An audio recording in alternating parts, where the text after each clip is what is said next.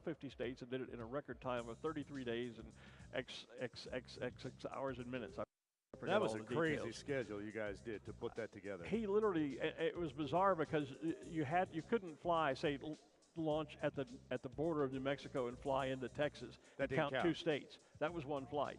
You had to launch and land and then go across a border and then launch and land in each individual state. And there were days where he did 3 and sometimes 4 states in a single day, which was pretty impressive. Just continuing to monitor the official radio traffic this morning. We're on the radio with our flight officials. We're on the radio with our stage folks. We were on a different radio, 3 different radios here, as well as to continue to try and talk about what's going on with you. You're on all those radios. I'm watching Facebook. I've got the hard job. Yeah. Somebody was just asking, are we going to be live during any of those radio-controlled balloon ascensions and inflations? And I think the answer is yes. Yeah, because they'll be setting up. We have a couple of rows designated out there for our ride balloons. Rainbow Riders celebrating 40 years of being in the ride business company. They'll have a number of balloons out there that they will be taking people on their bucket list balloon ride every single day. And they're one of the first ones to leave the field once we get mass ascension underway. And then the remote controls will kind of move into that spot. So we should see them set up somewhere between the first and second wave, towards the end of the second wave. So yes, we'll be able to see them and point them out. And you know what's really fun is most of them are being home built. And so they are making them in the colors and design and replicas of their big balloons. That's right. I was going to mention Zarek Wells, who is a past champion here at Fiesta. From last year, defending champion, and his wife Karen have gotten really heavily into, Karen especially has gotten heavily into RC ballooning and building the balloons, and they have what I call them mini-me's. Because it's literally a baby replica of their full-size balloon. And so we'll get to see a lot of those, and many of them are home-built, and a lot of them are balloon pilots. A lot of the people getting into the sport here in the States are balloonists who already have and fly a registered hot air balloon and now are building mini-me's, replicas, in the form of a radio-controlled balloon. So there is a very special balloon, as a matter of fact, that we see on the screen. A couple of them, isn't it? Yes, the 2 Balloon Fiesta balloons. Yes. The one that you can barely see on the backside of that is the Spirit of Fiesta. That one's been around for a few years, but the one in the forefront of the screen with the nice turquoise and the Fiesta 50, that is Fiesta Gold. You may remember, during Balloon Fiesta last year, that balloon was built here. Yep. I mean, they did some cutouts ahead of time, but did all the sewing and rigging here at Balloon Fiesta, and we stood it up on the final Saturday. We've been flying that balloon in different places around the country, trying to just tell people about Balloon Fiesta and help them understand that we are celebrating the 50th Albuquerque International Balloon Fiesta as well. And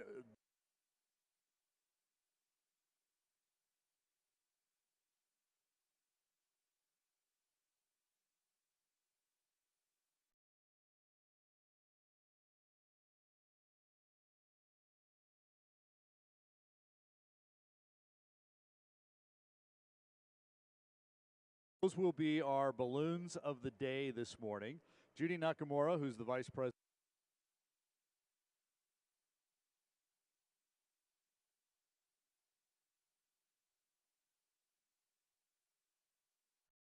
of the board of directors of the Balloon Fiesta, will be flying Fiesta Gold. Ray Bear is flying the other Fiesta balloon. Ray is also on the board of directors. Right. And a former designated pilot examiner here in the Albuquerque area. You talked about those licenses. Yep. Ray used to be the guy that gave you that check ride flight. Yeah. And Ray will be flying our balloon camera this morning.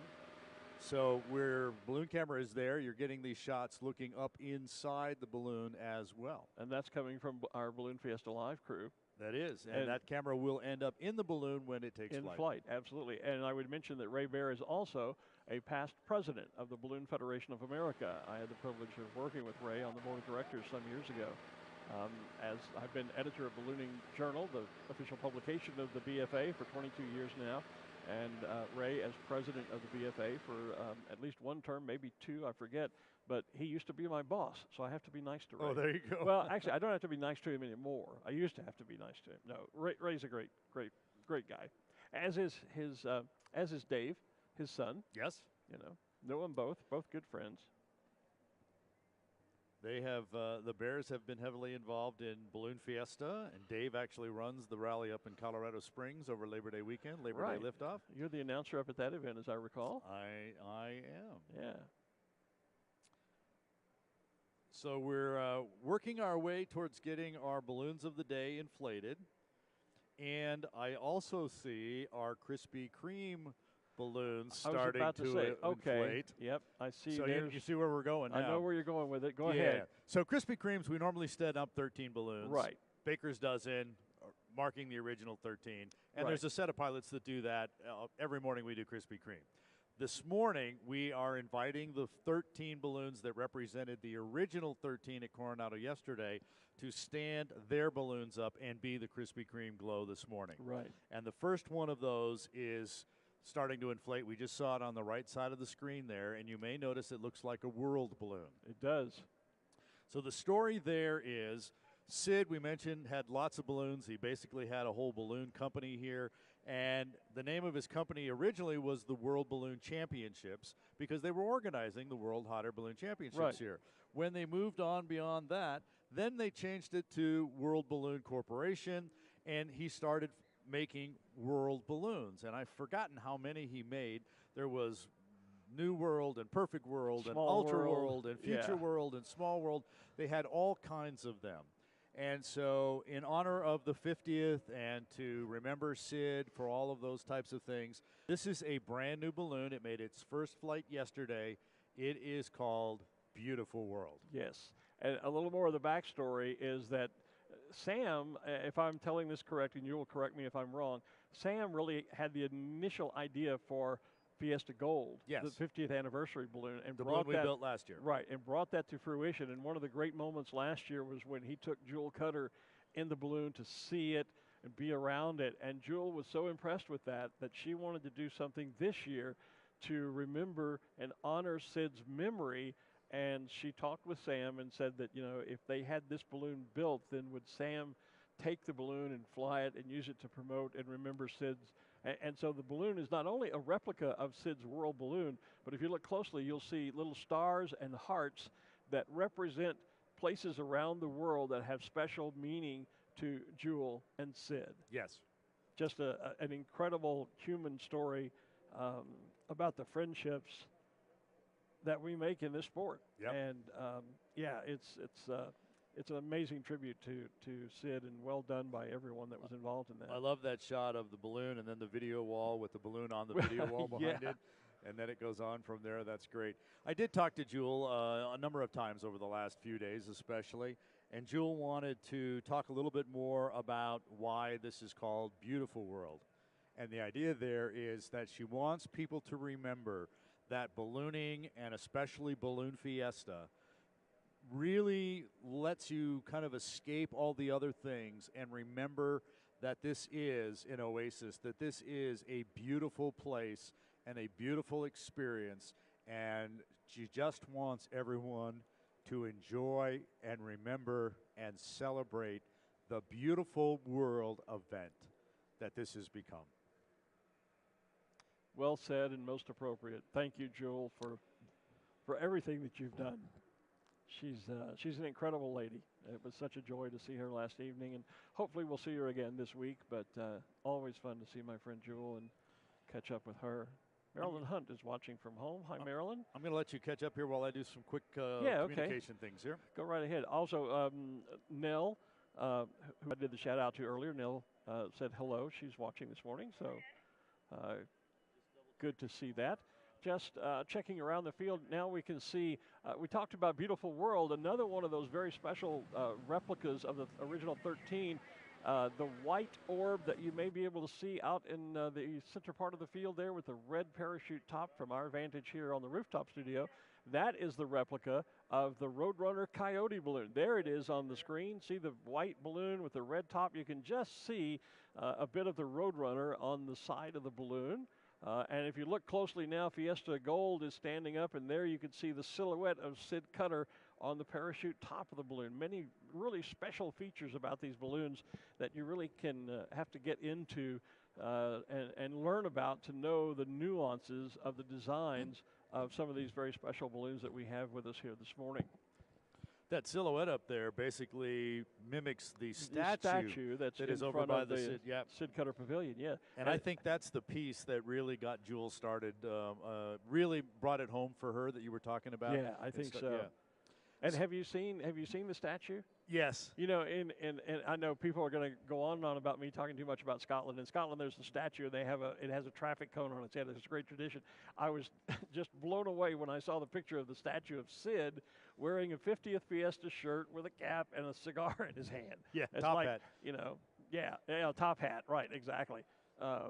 And even Jewel, when I saw her last night, she said, "Have you seen the statue? Sid is celebrating the 50th." And yes, I said, he "Yes, is. I saw it," and he is. Jewel and Sam Park's wife, Winna, are instrumental in dressing Sid up every year. Oh, really? Yeah. I wondered who did that, and yeah. I hope they had permission so that, I mean, I know it was done in good taste, and I was hoping it wasn't just some prank thing that had been done. Yeah. It's good to know that it had some official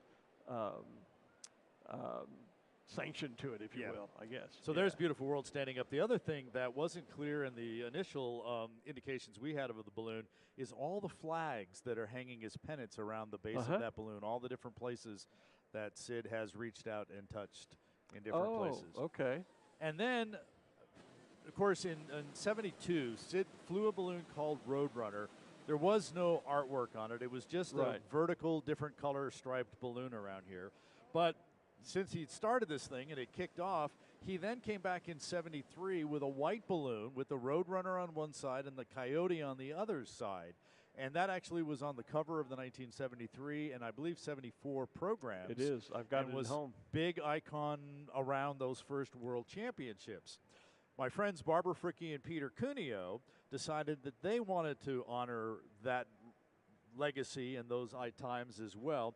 So they have built that white one we were just looking at with the red top, and that is a replica of the Roadrunner Coyote balloon. It's a little bit smaller. The first one was 105,000 cubic feet. This is 90,000. You can kind of see the Coyote from this side. We were seeing the Roadrunner from the other side. But it has the pennants. It has the red top. It has the red and white skirt at the bottom. So they unveiled that balloon. Now, they told the local balloon club about it on Tuesday, but it basically made its first official flight yesterday. Now, because it's home built, it's an experimental, and it needed some test flight hours in it. So for the last month, we've been testing that balloon and putting test flights in it. Trying to fly it in secret. As much as you can. How do you hide a balloon? That's right. I'm going to go fly a balloon, but don't look. Don't look. Don't take pictures. And don't look, Ethel. Yeah, and if you do look, don't post it anywhere. So they're standing it up out there now. Well, and you had the honor of putting some of those hours on that balloon. I did. I got the last 45 minutes on it before yesterday's flight. So that was an honor to be able to fly that. Flies like a dream. So we're seeing some of the others out there as well, standing up on the right. That's it's Gary Moore. Yeah, I always call it the Pink Floyd balloon, and that's not the name of it. Timepiece. It ends in Timepiece 2020, I think, in that. And off to the left of there, that's Bill Lee in the New Mexico True balloon. Yep. And so True Lee, and I should call up my list to tell you who they are actually representing as we stand these up. Again, these were ones that we flew yesterday from Coronado, representing the original 13. For the 50th, but the event has always had a very good ongoing relationship with the Chuck Jones Studio. I'm kind of curious. I'm not sure I know how that ever got started. I'm not exactly sure either, other than I think my sense is the early days we kind of just picked up on those guys and somehow got connected with them and started using those. And then we kind of moved away from that for many, many years. Right. And as we got closer to the 50th, we, I think, reached out to them and said, you know, we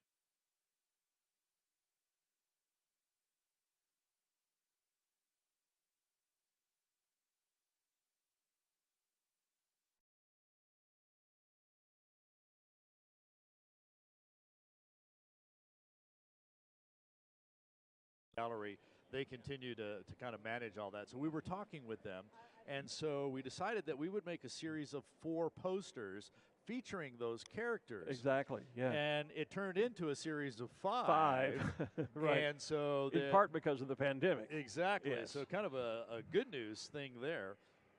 And so it was, yeah, it's been really great. And it's really kind of, it worked so well over the last 3 or 4 years that now here in year 5, it has really exploded. Yeah. And it's really great. Chuck Jones, Craig and Chuck Jones gallery have a gallery and a tent down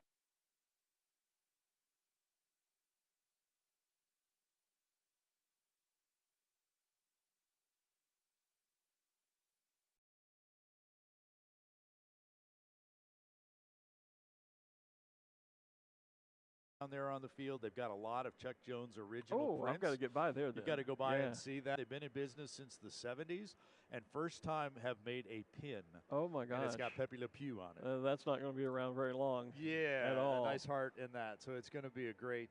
Well, I still have, because I remember that relationship from when I was flying here years ago, and the chase flags for a number of years were sponsored by the Chuck Jones Studio, and so each one had a Coyote Roadrunner theme. You had that, and I've got a couple of those chase flags at home in my guess what? memorabilia. We haven't done chase flags for a number of years.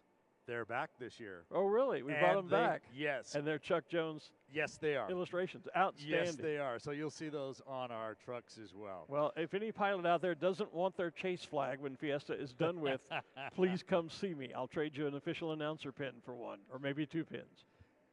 So Judy Nakamura, who has the Fiesta Gold balloon, that's the one we see in the forefront there. She is representing Carter Tweet, who was one of the original pilots. And Carter is still alive. There are 4 of the original 13 who are still alive. with us. Yeah. 3 of them are here. Outstanding. And the families are here for all of the others. The Fiesta balloon we've been talking about that Ray Bear is flying represents Gene Dennis, and he is another one of the surviving pilots. We mentioned the Dark Side 2020 is your Pink Floyd balloon. Okay. Dark Side is its name these days.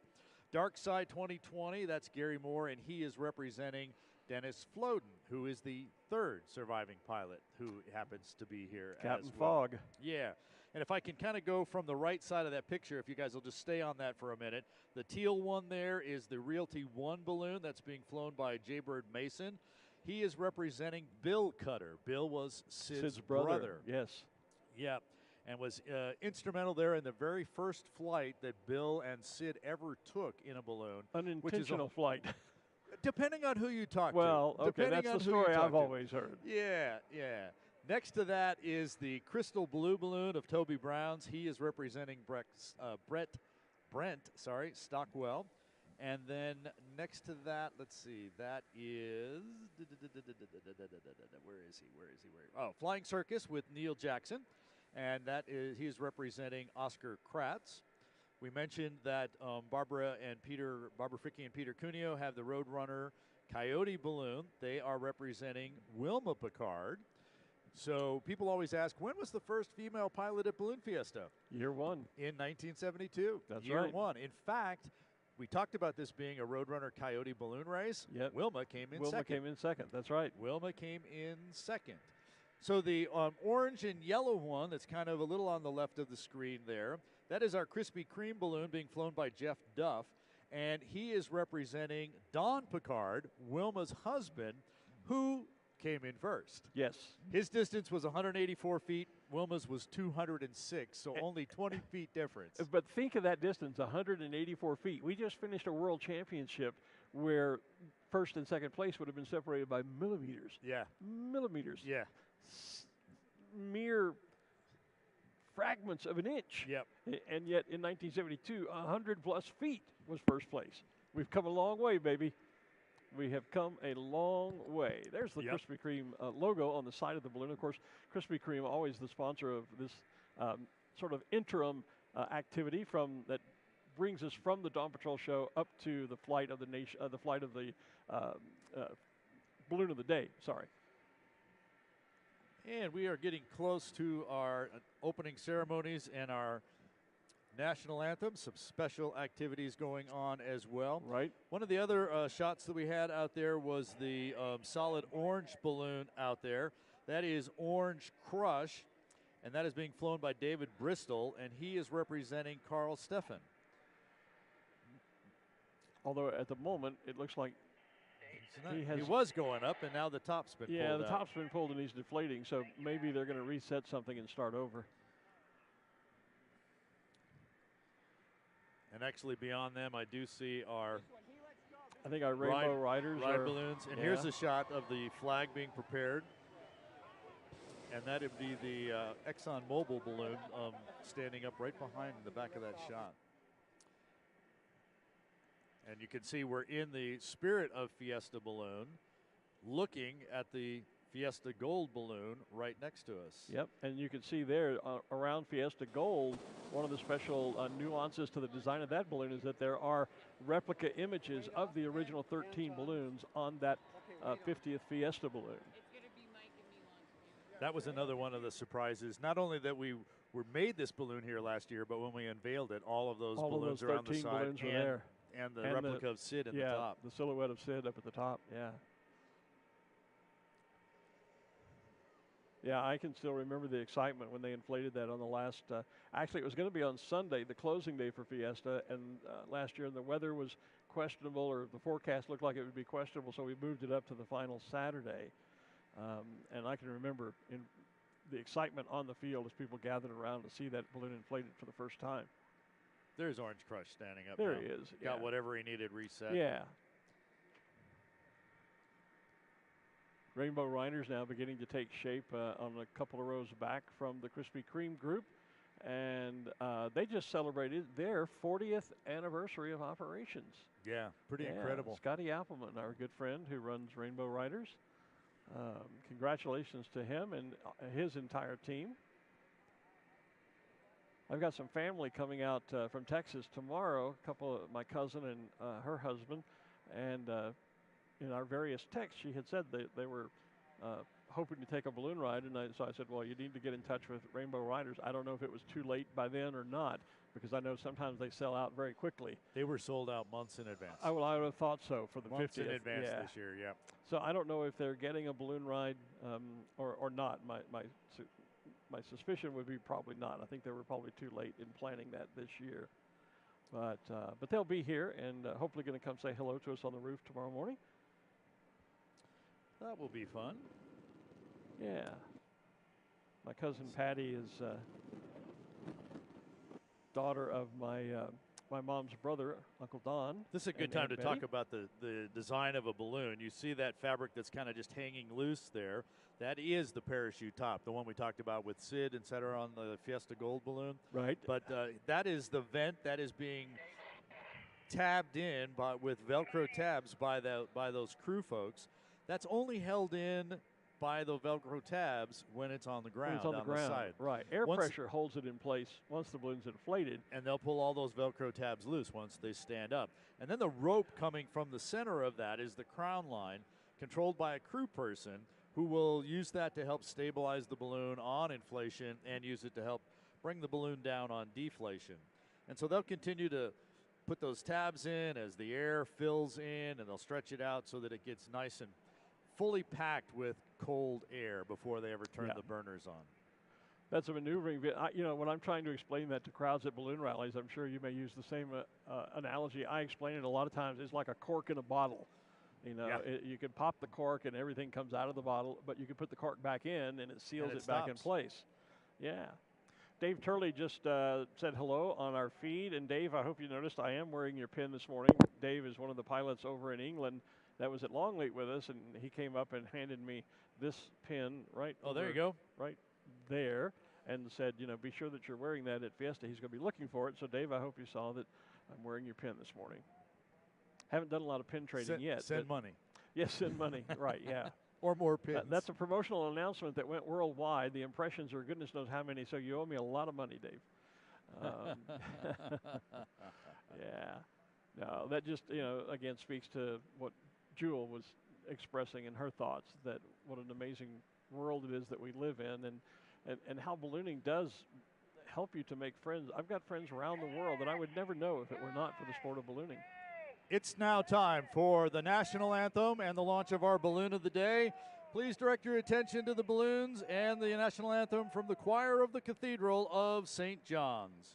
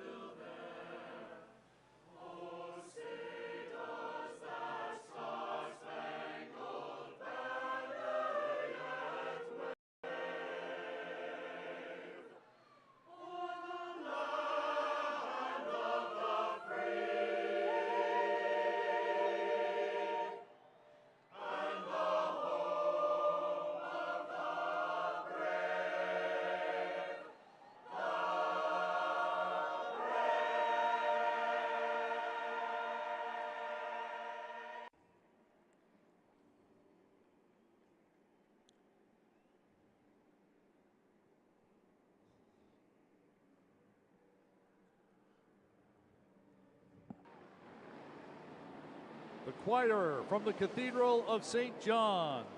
All of our burners from our balloon pilots and a flyover by the Chili Express.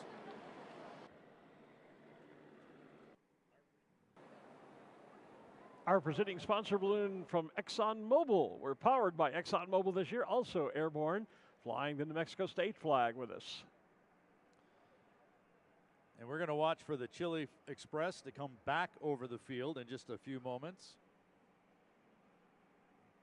Look at that aerial shot.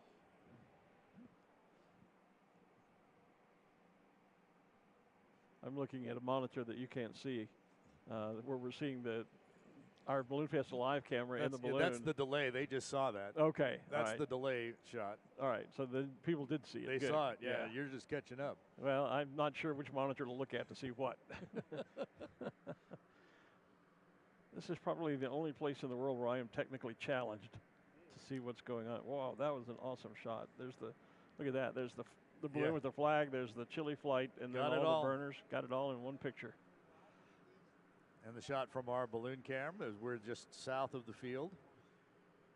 There was a quick shot of our glamping area.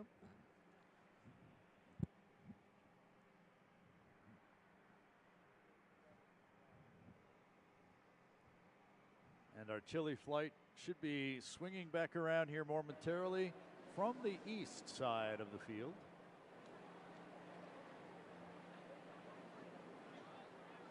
I think I hear him. Well, I'm looking to the east. There's a helicopter out there. There's also a drone up over there. There is one drone that is allowed to fly here at Balloon Fiesta. Well, that's probably, actually, there's a couple of media helicopters over around the Sandias, it looks like. They can be up there. Yeah. But there is a TFR, or a temporary flight restriction, for 4 miles around the park. So no aircraft, and drones are aircraft. Here comes the Chili Express back. Right. No aircraft other than those specifically authorized and registered with Balloon Fiesta can be in that area 4 miles around the park. Smoke on from Chili flight. Well, if you look right around the corner of the building, you'll see the drone just I can over see the arroyo there. That bird was not a drone. Big bird just flew right past in front of us. Here comes Chili flight. As they do a formation breakout to all the different directions of the compass.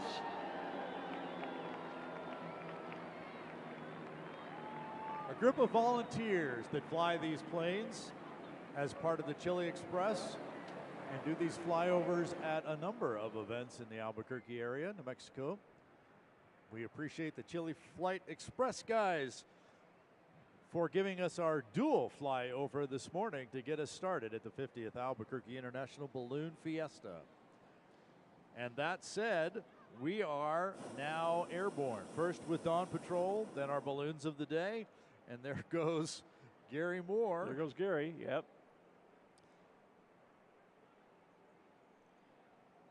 In his, what did I say? Dark Side. Dark Side. Dark Yeah, Side I called it 2020. Timepiece. I think that was an earlier That was name. an earlier name. There goes Beautiful World. And is Sam flying that today or not? Should be Mark Sullivan. Mark Sullivan flying flying today. this morning. Yeah. Sam's got a few other responsibilities to take care of since he's the director of operations of Albuquerque Balloon Fiesta. And that's another thing that's changed this year. Usually, our officials, folks like Sam and the balloon meisters and the safety officials and all of those chief flying officers are usually on their little tower just right off front of us, the corner in front of our rooftop studio. And instead, this year they've been moved way down the other side of. I can just see the corner of the tower from my view. You probably can't see it. I can't see it. You'd have to lean in a lot farther. Yeah, well, I'd fall over if I leaned in further. Yeah. But our interview set just to my left here, I can't see them, but they're way down there. So normally we have this friendly chit-chat going back and forth between them when we can see them and smile and wave and talk to each other, but we can't do that this year. So our Krispy Kreme balloons, those that were representing the original 13, are now getting airborne. Yep. We already talked about Gary. There goes Bill Lee in New Mexico True. I saw the Krispy Kreme balloon up. The Roadrunner Coyote is up. Flying Circus is up. And we already mentioned Beautiful World. There goes Orange Crush. Yep. ExxonMobil, their balloon is standing up so they here have in two front balloons. Of us. Yeah, so they have two I'm balloons, of course, this year as the presenting sponsor. So Tristan McLean flew the balloon off with the New Mexico State flag. Okay. And this would be Matt McClinton flying the second one. Ah, okay. So Matt's here flying that for them. Yep. Well, good. The Roadrunner's going to come right over the stage. Oh, I should. Camera time. Yep, camera time. Spectator time. Cameras at the ready. Yeah, we gotta play with the. Got to be spectator as well as announcer here.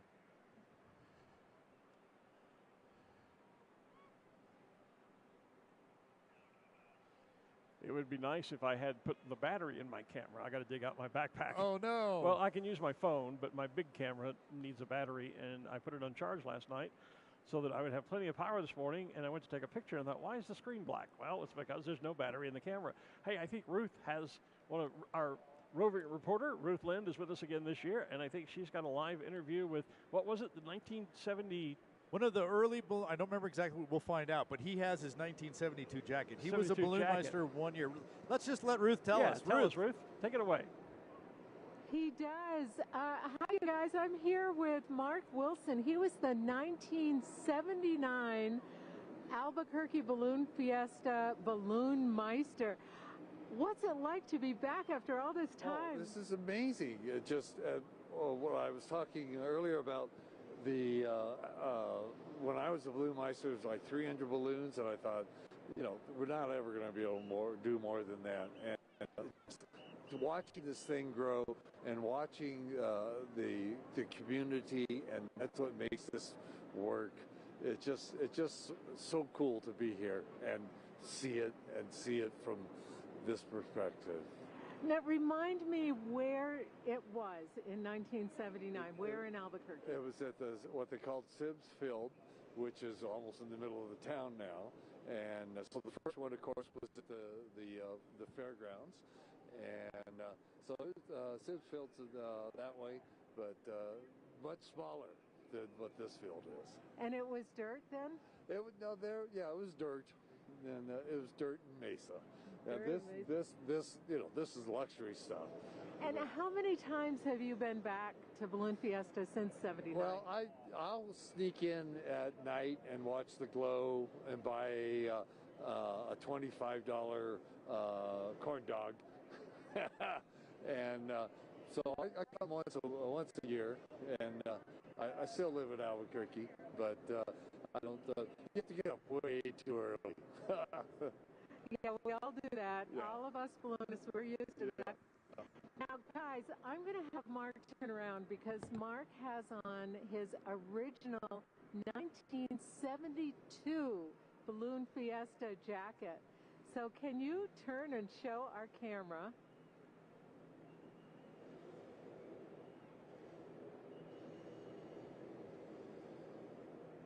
That is so much fun. That was over Mark, that was at the fairgrounds, 13 balloons, and I thought, man, we'll never see that many balloons again.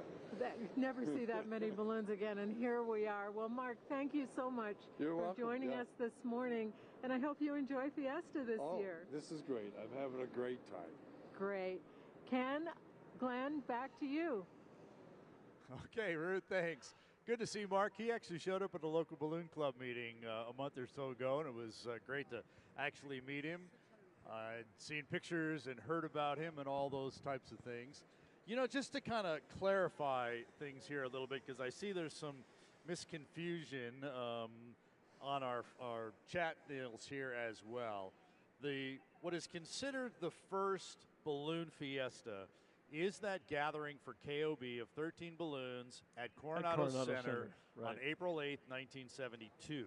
Right. It was after that event, or even I think started during that event, that Sid and Tom Rutherford, who was the KOB representative here, were both approached to put on the first World Hot Air Balloon Championships. And so they did put that together, and the first World Hot Air Balloon Championships were held at the State Fairgrounds in 1973, February of 1973. Right.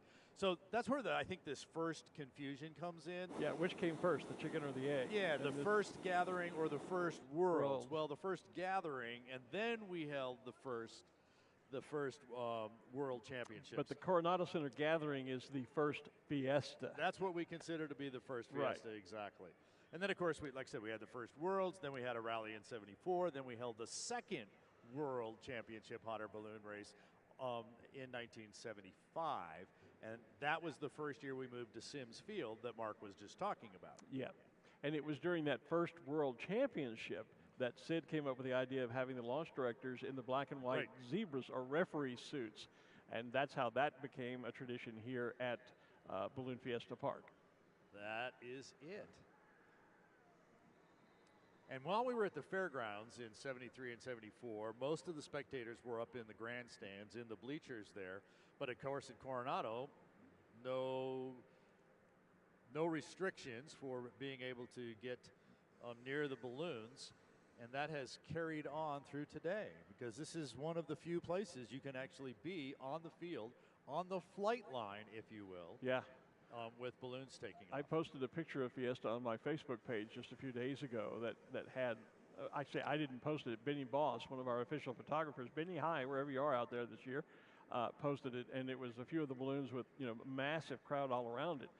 And I shared that onto my Facebook page, and someone commented and said, are you kidding? Are people really allowed to get that close to the balloons? Yeah. Because at a lot of balloon festivals, you're stuck behind a rope or a fence or a crowd line, and I said, yeah, it's that's an actual shot that at Albuquerque people are right out there with the balloons. So we just saw the Zia balloon go right over the top. Tom McConnell flying that. Dr. Tom is on the board of directors. That's son flying that one. Right. That's a multi-generational ballooning family. Dr. Tom has written a number of articles for me at Ballooning Journal, the magazine, and been a great friend for years. His whole family very much into the sport of ballooning. And we are seeing the Rainbow Riders, our ride balloons, get airborne. Just a moment ago, there was a shot of the Indian Pueblo Cultural Center balloon. And there, of course, you see the Rainbow Riders balloons. 38 different ride balloons here, much bigger balloons carrying many more people airborne on their bucket list. Yeah, you can take a look and compare. You see those Rainbow Rider balloons, and the baskets are quite large. And you can try to count the number of little heads that you can see poking up over the side. Many more in those balloons. They carry a lot of times 12, 14, 16, 18 passengers. The very large balloons, as opposed to the typical sport balloons you'll see flying here that are 77, 90,000 cubic feet, 105,000 cubic feet, carry a pilot and 2, 3, sometimes 4 passengers. I just saw the Netflix balloon go by, John Bolger flying Dakota Star. I'm looking up, I just mentioned about the Indian Pueblo Cultural Center. He's already starting to turn.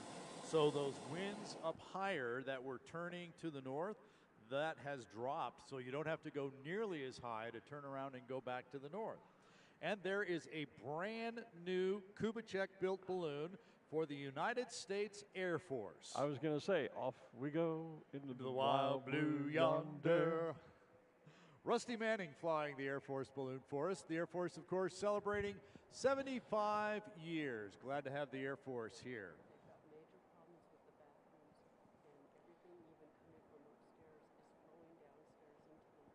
Kind of a late decision to actually build that balloon. Kubitschek factory stepped up, made it happen. So we are happy to have them here. Here's a shot from our balloon cam looking down at the river and some of the other balloons. There's a Krispy Kreme balloon down below. There's the flag still hanging, looking straight down. So that's what it feels like to be up in a balloon looking over the side of the basket. This balloon directly in front of us, red with the yellow and blue spiral, the registration number G Daddy, is formerly the balloon of Sam Edwards. Sam, longtime veteran balloonist, past president, or certainly a member of the board of directors of the Balloon Federation of America. And Sam sadly passed away just a few months ago. Actually, not even that long ago, maybe. Tomas Horace is couple of months ago, and Tomas Hora is flying the balloon. But that the Texas Twist, I think, was the name of it. G Daddy, the registration for Sam being a grandfather, and his daughter Sherry Edwards White is here flying her balloon. She'll be launching in a few moments. But Sherry still calls it Twisted. Yeah, but yeah, great friend Sam and his dear wife Jean. Wonderful friends of mine for years and years and years out of Houston, Texas. Here's another brand new balloon. I hopefully can pick it up here. The Visit Albuquerque balloon. The stage camera can get it. The rooftop camera can get it. Notice we're looking at it and it's green. I was going to say, when it turns, is there a red chili on the other side? Here it comes around the other side. I saw that coming. So the name of the balloon, Red or Green. Red or Visit Green, Albuquerque. And when we first saw a picture of that, it was the green side. Then they posted the red side. Oh, perfect. Now you can see the green and the red smack down the middle on either side there. The color pattern changes completely. It's red, it's red and yellow on one side. Looks like a totally different balloon. Yeah, and it's green, shades of greens on the other side. That's awesome. That's a brilliant pattern. Like that. Rainbow Riders operating that for the Visit Albuquerque group. There goes one of the Rainbow Rider balloons with the KOB New Mexico Channel 4 banner on the side. TV. The TV station and the radio station were basically the same organization, the same entry back in 1972. Yeah. The radio, they've since broken off and they're now owned by different companies. So the TV station is still KOB, the radio station is KKOB. Right. Well, and that's not that unusual. Some years ago, I worked at WOAI Radio in San Antonio, Texas, and back in the day, there was a WOAI Radio and a WOAI TV, and they were owned by the same conglomerate, but eventually they split, and now the TV station is KMOL, I think. It's been a while since I was there. But a lot of times, early in broadcasting, broadcast owners would buy into both radio and television licenses, and then eventually they often split, and when they did, usually you would end up with different call signs. Yeah, that was one of those. Radio obviously out there, and as TV came into being, radio stations just added the video signal, and that's why they were together. Right. I'm looking up high. In fact, there's beautiful world way up high there. Yeah. And the sun is hitting the balloons that are up probably close to 1,000 feet. Yep. And we're starting to see the colors really start to pop. There's the Montgolfier replica that's up there as well. One of the representing of the original 13. You can see the sun bouncing off of that, and the sky continuing to get lighter and lighter to the east as the sun is coming up, but has not yet crested above the 10,000-foot tall Sandia Mountains. I can see it out on the West Mesa starting to head our way. We saw Cynthia Seal standing up a few moments ago, now airborne with Pat Rolfe at the controls. Just right over the top of us. Yeah, yesterday afternoon as I left the museum after the Hall of Fame ceremony, the Sandias took on that momentary pink glow from which they get their name, of course. Watermelon. And and it was one of those moments when I went, just had I'm back in Albuquerque. Oh, yeah. There's the Mission Linen Supply balloon over to the far left, the far west of the field, yellow with a kind of a blue and red starburst on the side of it. Mission Linen has been here, gosh, at least since I started here in 1990. They are a long, long, long, long, long time sponsor and participant here at Balloon Fiesta. Always good to have them back with us. Jerry Graff, and the name of the balloon is actually Lofty. Lofty. Yeah. Okay. There's Annie, the little ladybug. Yeah, we'll see some of those special shapes during the course of the week. We always saw Cynthia Seal. I see Humpty Dumpty inflating out there as well. You mentioned Annie. So we'll see a number of special shapes during the course of the week. But, of course, Thursday and Friday coming up several days from now is when we really salute the special shapes with our rodeos and our glodios. Of course, they've changed the name of Annie. It's now She's a Lady. Well, okay. These guys like to do that to us announcers. Yeah. We learn the names and who's flying it and all that stuff, and then they go and change the name. Well, and then you have the Hartzels who build 3 balloons, 4 balloons that all look exactly alike, and they won't do anything. Did you see that they have new ones? I did, and did you know they look exactly alike again? They do. I'm not sure the new ones are going to be here, though. I don't know.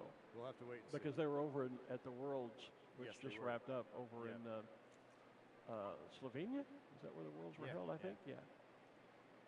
But yeah, for years I griped at Joe Hartzell about, come on, put a different colored scoop or skirt or something on each one so I could tell them apart. But nope, he and Rhett and Lucas all fly identical balloons. Then they built new balloons, and they're identical too. Yep.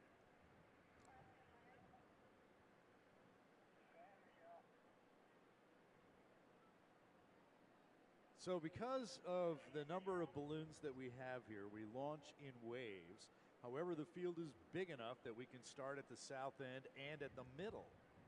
And we start launching balloons from both ends and from the middle, and we'll work our way through the field. And then, again, it's so big we have to do it a whole second time to get everyone up in the air. So we've got a little while to go to get everybody up. We're still launching ride balloons, so we're only a couple, 3 rows into the middle of the field, and it looks like we're about to start on row B down here at this end. Yep. So, and the field is gridded. It's A, B, C, D. We use the letters of the alphabet starting from the south end here, working our way north, and then from east to west, it's 1, 2, 3, 4.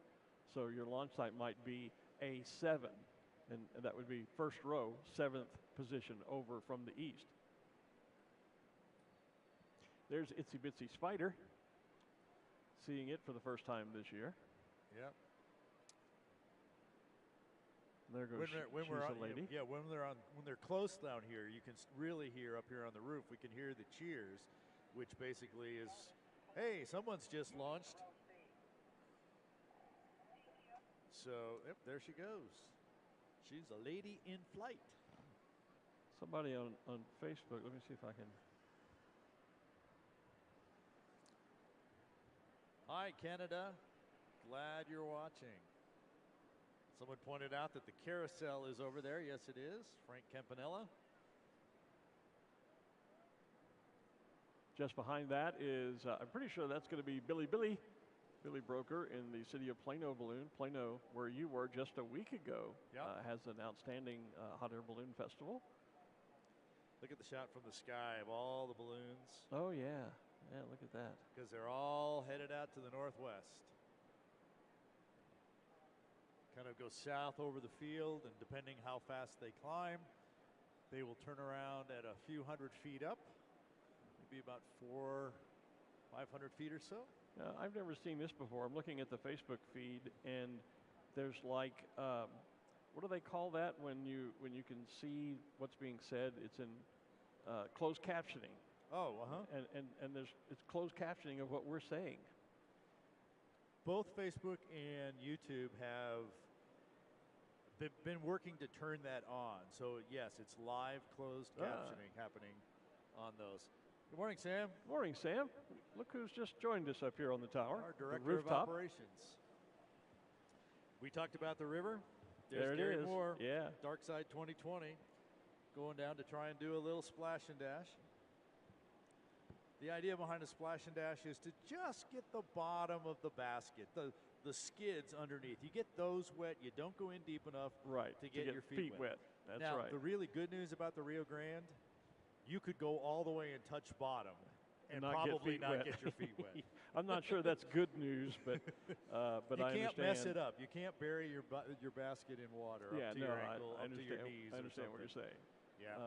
But yeah, because there have been years when people have done a sink and dunk in in the Rio Grande, where suddenly you're basket deep. Or definitely stick it in the mud there. Yeah. There goes the Cottonwood Mall balloon, and the black, red, golden, yellow, and white band in the center. It's going to be Ken Tatalini. I thought I recognized that balloon. Yep.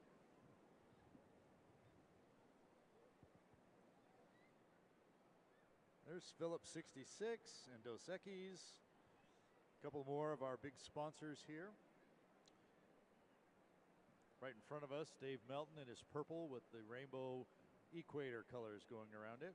Now, we can have that. Is that purple or is that eggplant or is That's it plum? purple. That's purple. We've been having that discussion about our jackets this year. What color are they? Are they purple? Are they plum? Are they eggplant? It's a unique color because my fleece looks purple out here in the daylight, but indoors yesterday at the hotel, it looked blue, looked navy blue. So who knows?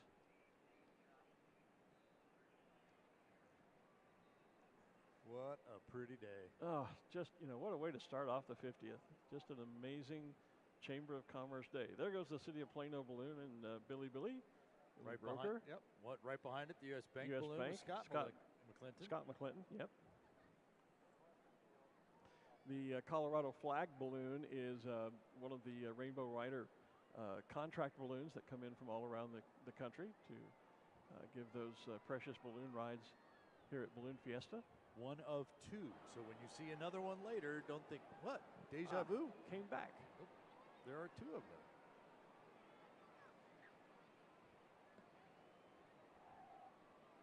Yep, we're still from the north end of the field. We're still launching ride balloons. This was Glenn just mentioned, the Colorado balloon. We saw the Jack balloon. Look at the sky already, and we're 4 rows into the launch. Yeah, and look at how crowded the sky is already. There goes Humpty Dumpty. That should be. Let me verify to make sure. Well, I was going to say Rich. I was going to say Rich Lawhorn, but nowadays so many balloons have gotten sold and passed on. I'm sometimes, because the pandemic. I know you did the same thing. It was, I went for 2 or 3 years without really announcing any balloon rallies, and kind of lost touch with some of the balloons that I've known so familiarly for years. And some have changed hands, and some have new balloons, and so, it's. I was going to say that was Rich Longhorn earlier, but that's why I quickly looked in the spotter to verify that still was Rich. Well, and you know me and your spotter. Yeah. I still haven't figured out. No, I'm not anti. I never. It's like, see, I typed in where I thought when Air Force took off, I typed in Air Force, but I couldn't get it to search to bring up the information. What did you do to it? I didn't do anything to it. Right there. But how? What did you touch to make it search? All you have to do is touch outside the box. Well, see, that's the problem. I don't think outside the box. Yeah, there you go. You don't have the touch. I don't. As my late dad would say, it just wasn't holding the mouth right. There goes the Celtic knot. Hey, there's another one. Here's another one of those. Here is the sloth. It's no longer called the sloth. It's now been named. It's Tico. Huh? Yeah, that's what I said. They said, "Oh, that balloon is Tico." I said, "No, it's the sloth." No, it's the sloth. Yeah. So, but they named it. Someone has bought it, and they've named it, so it is now Tico.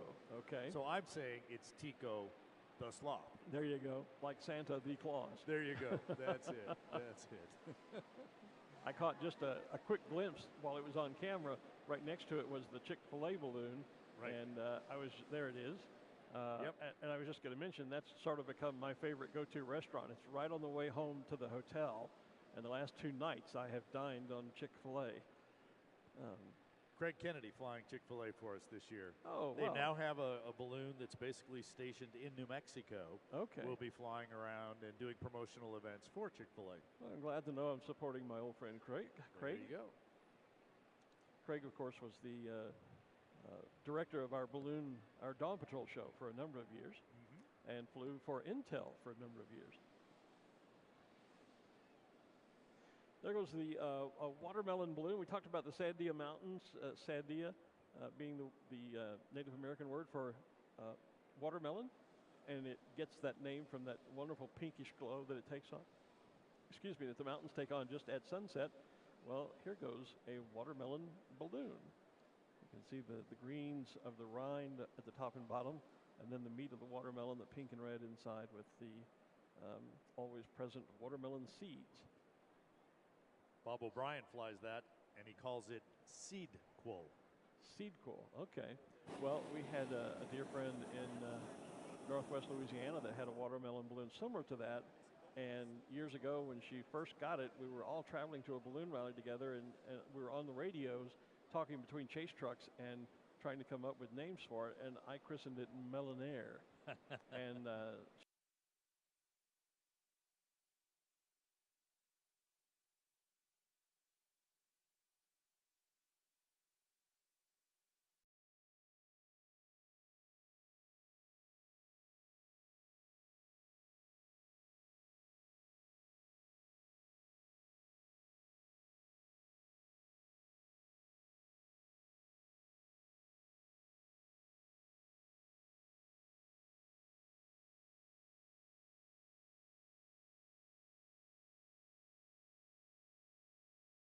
And we broadcast closed circuit to the Student Union building. Yeah. That was the only audience we had. Yep.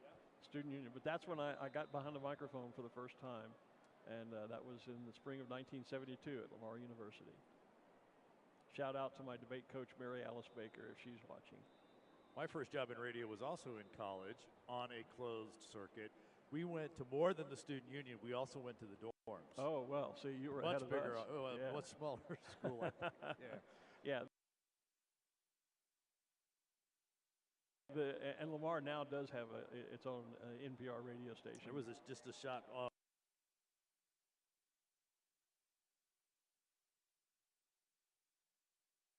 Back on the field from our balloon cam, seeing all the balloons inflated here, as well as in the sky. So there's the KKOB balloon. So KKOB is at 770 on the AM dial. Right. So it's always been KKOB or KOB 770, 770 KOB, whatever variation they were using. They're still there, but they have, or I would call it simulcast. They probably don't call it that. At 96.3 on the FM on dial. the FM side, okay. So they're starting to promote the FM side of things here, but you Okay. can still get them on the AM at 770. But that would be Ron Curry. Ron is a very long-time pilot here as well. Has been flying the KOB balloon. This is probably the fourth iteration of a KKOB or a KOB balloon. Yeah. And I didn't even catch that, the 96.3 versus 770. Yep. I should have. I've been That's here okay. enough years to know that. But, yeah, that's interesting. There goes Tico, the sloth, with his back turned to us. Yeah, a little photo bombing by Craig and Chick-fil-A. Yeah, moving. There's a great shot from one of our cameras where you can see on the feed the face of Tico. And the Chick-fil-A balloon spinning because of the turning vent that's in there. Yeah. Yep. Craig does a great... They must be doing a rotisserie chicken. Oh! Oh, well, first bad joke for the day. There you go. Here's a new special shape for us, the new Tiger. See, I bet I can find, because I can push the button that says shapes, and then all I have to do is scroll till I find a picture of the tiger, which you probably already have up over there. Because I typed in tiger. Well, see, that's cheating. I knew I'd get less balloons with tiger. I'll let you find it. Well, thank you. I thought that was Tico, but it's not. It's something else. I have to go back and see that. Seems like a lot more orange balloons again here. Yellow, still the most popular color in a balloon. Color, yeah. Orange was a color you used to almost never see in a balloon. Certainly not a primary color. Right. I don't know why that is, because I like orange. Okay, now you're going to tell me Tiger's not in here because I'm scrolling and scrolling and scrolling. Oh, he's in there. Scrolling, scrolling, scrolling. Keep those balloons rolling. What was that show? Oh, yeah, there he is. Okay. Cha-ching. Yeah, all right. So this is Tiger flown by Craig Farrell from Palmerston. What is ACT? Aruba.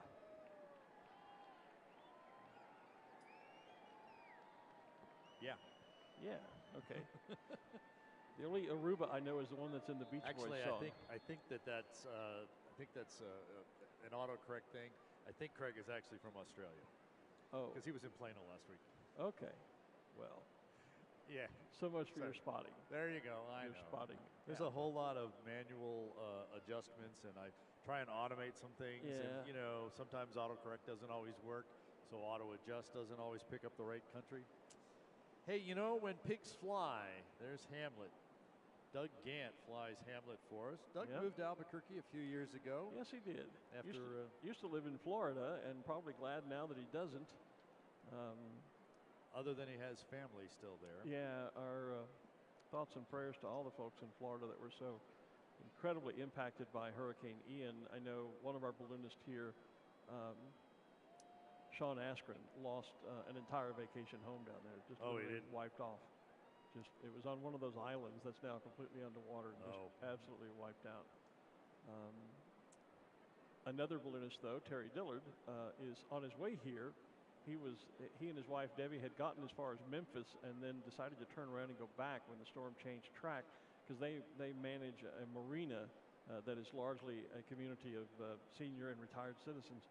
They felt like they needed to be there for those people to help them. And fortunately, they suffered very minor damage, so now they've loaded the balloon trailer back up and are on their way here. Probably be here tomorrow, I would think. There goes Dale Wong in Rancho Cucamonga, from Rancho Cucamonga, actually. When we were talking about the Tiger earlier, somebody on the feed said, "Is that Air Bell behind the Tiger?" Sure enough. There it is. Yep. There it is. Well spotted. You bet. Huge cheers going up for Hamlet getting in the air. That balloon always a big favorite. It is. You know, and as well as Arabelle. And when pigs fly, which is a saying that you'll see on the side of the balloon, the story behind that is Doug built that balloon years ago in part as tribute to his dad, because when he was a kid, and you know how kids are, it's why? I was just loving that shot from our balloon cam, which is in the Fiesta balloon. We saw the Fiesta Gold balloon, the Krispy Kreme balloon, and the Roadrunner Coyote balloon. All in the shot. There they are. So Krispy Kreme on the left. Yeah. And the Roadrunner is the white, and then down at the bottom is Fiesta Gold. As they get out over the Rio Rancho area and the river out there as well. Speaking of Fiesta Gold, look around. So. No, I do not. Oh, thank you. There you go, sir. Look at that. I did, thank you. I was going to say, speaking of Fiesta Gold, look over your shoulder. There is Jewel Cutter. Yes, good morning, and Jewel. Jewel has just given us beautiful world balloon pins. Thank you, Jewel. Wow, that's one that's special. Yep. With a message from Jewel on the card. Oh, yeah. Have to read that, too. Yep.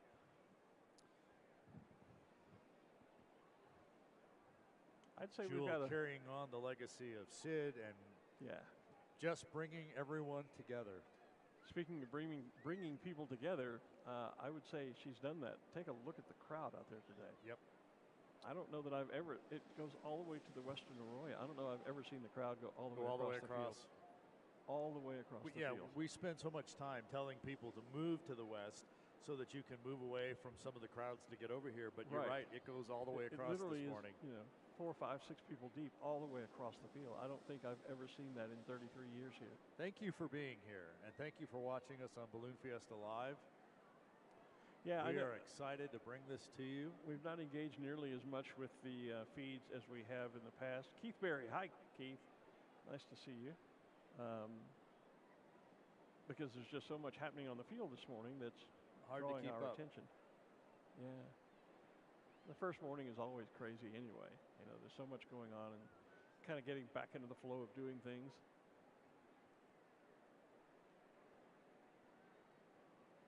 So coming right over the center of the field, we don't have it on the camera at the moment, is the SS America balloon being flown by Jerry Hooper.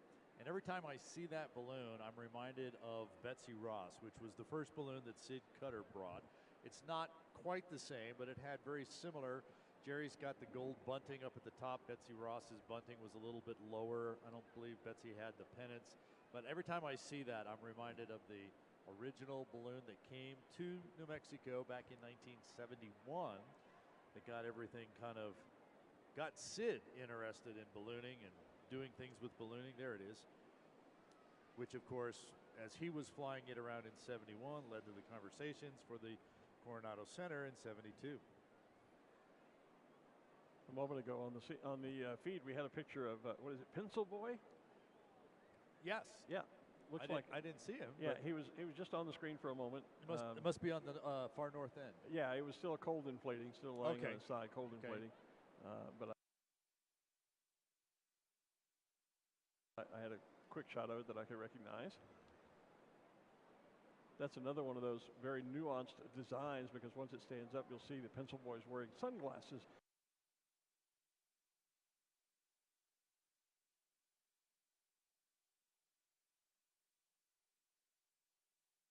And they're mirrored glasses.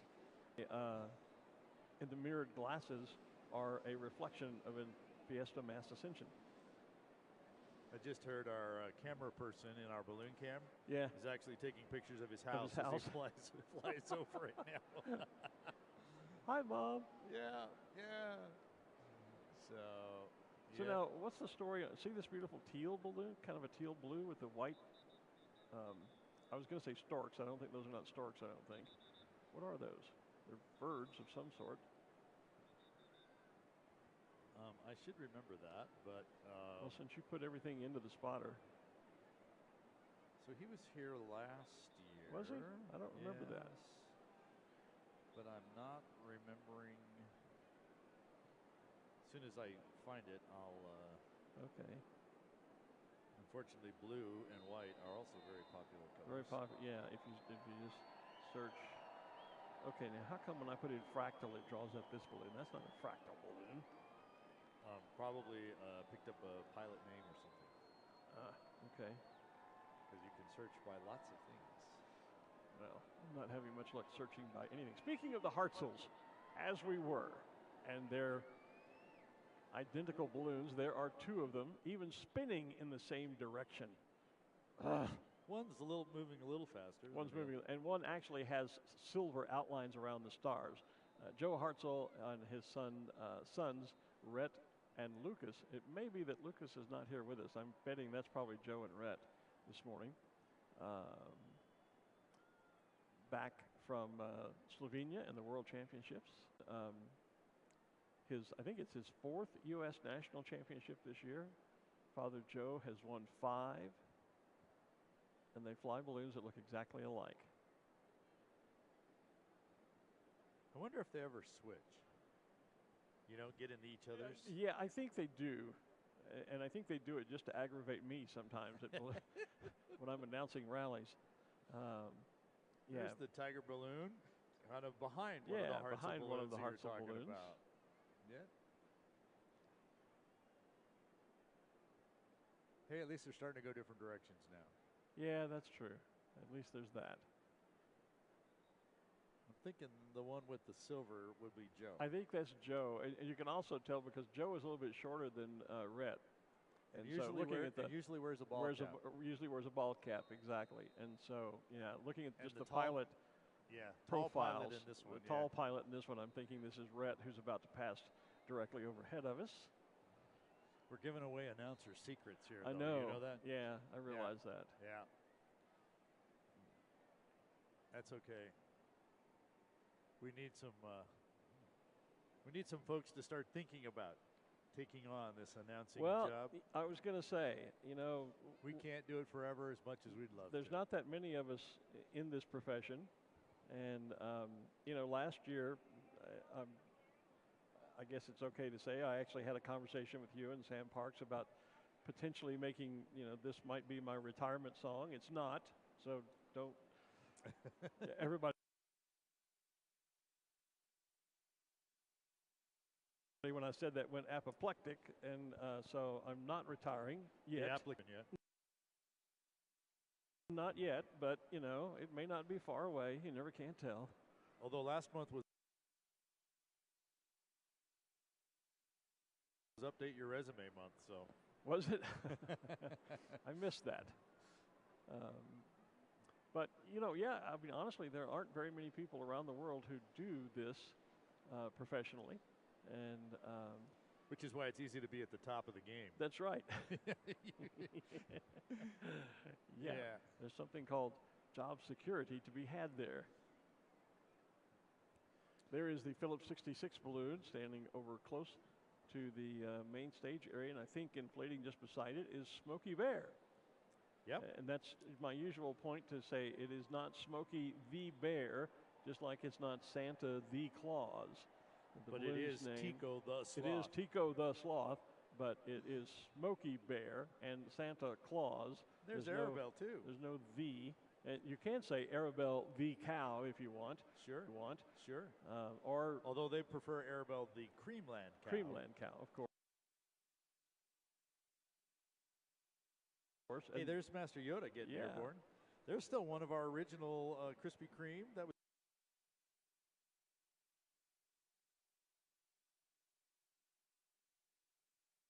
Jay Mason still flying. Our balloon camera is still flying over there. Yeah, Phillips 66, you see, Brad Rice flying that.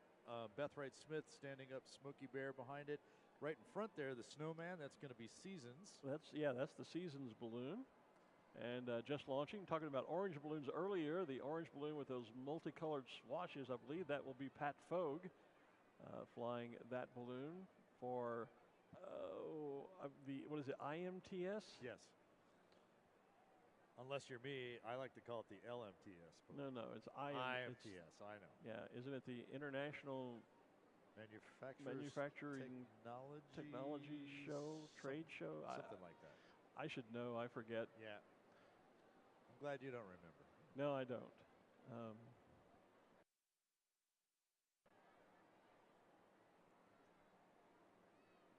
Gary Haven getting airborne in his balloon, Almost Haven, or Almost Heaven, depending on how you want to pronounce it. Oh, look at that shot of the Roadrunner balloon. Oh, yeah, look at that. From our balloon camera, so they're right over there by them. You know, when we were doing test flights of that balloon, it was like we could not get a picture of the Roadrunner side. The coyote was the photo hog of that balloon. Yesterday, we could not get a picture of the coyote side. It was the Roadrunner stepping forward. Kind of amazing how that happens. They did not put turning vents in that balloon because the original didn't have them. Okay. So they tried to do that. So it's kind of like they can't let us see. Not on demand anyway. Right. Somebody was asking on the Facebook feed, any idea how many people are there? Lots. Lots and lots and lots. No, I have no clue how many people are there, but this is one of the largest crowds I've seen in the past many years here, without question. And large crowd days in the past have been on the 80,000, 88,000 range per day. So this is definitely, I wouldn't be surprised that we're knocking 100,000 on the door somewhere. Someone caught me on a TV interview the other day and asked how many people we expected this year. And before I even thought about it, the number 1 million came out of my mouth. And I went, whoa, where do I get off making up numbers like that? But we typically get... Over the 9 days, we've had 1.2 million in the past. We have, and recently we've been in the 880,000, 900,000 range. So just looking at today's crowd, if this carries through... And because of the significance of the 50th, you would expect there will be more here this year. So I certainly would say that 1 million is in the ballpark. I would think so. Yeah, for the 9-day attendance. Speaking of balloons, as we were earlier talking about the radio control balloons, the RC balloons, there is your Fiesta defending champion, Zarek Wells, in the balloon Guilty, the yellow balloon with the beautiful handlebar mustache right on the side. He's out over the western edge of the balloon field. And he will be carrying banner number 1 as the defending champion. And he is, and the defending champions also have special basket banners. In addition to the original 13, all of the previous champions have a unique basket banner. Zarek also just back from Slovenia, where he was part of Team USA in the World Championships. Rhett Hartzell, by the way, we were talking about earlier, was the only American to make it into the top 10. But we had, I think it was 5 in the top 25 pilots I think that's correct. I should look at my notes from the BFA meeting on Thursday. Look at this sky. Just what a rainbow that is, leaning out Wow. over to the west. Just what an amazing, amazing day. It's only been 350 some days since we've seen this, but Yep. boy, I have missed it. And you never tire of seeing it. No, not at all. There goes the Union Jack. GUKUK. I see Ralph Kaiser's EOS balloon, the big white verticals separated by the reds and the pinks. Basil Booth behind him. There's a new special shape for us. Let me double check. Oh, that. yeah. Yeah. That is Mandrill. Worley Macedo from. Looks a little bit almost like a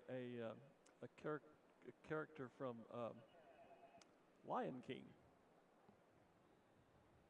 Just a bit.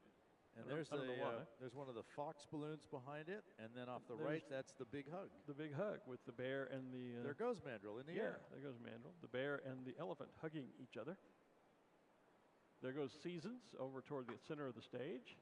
There comes Mandrill now. If you're here looking out at the field, look straight down the field from the south to the north. There's a good look at Mandrill. Smokey Bear is up right now. You said Beth Wright Smith flying that balloon this year. Yes. Seasons in the air. We can see the purple balloon with the snowman, but if you look around the balloon, you'll see the pumpkin. There's the sun and Snowman. what's the fourth one? There's all four. It represents all four seasons. There's the sun. There's the snowman. That's summer, winter. The pumpkin is fall.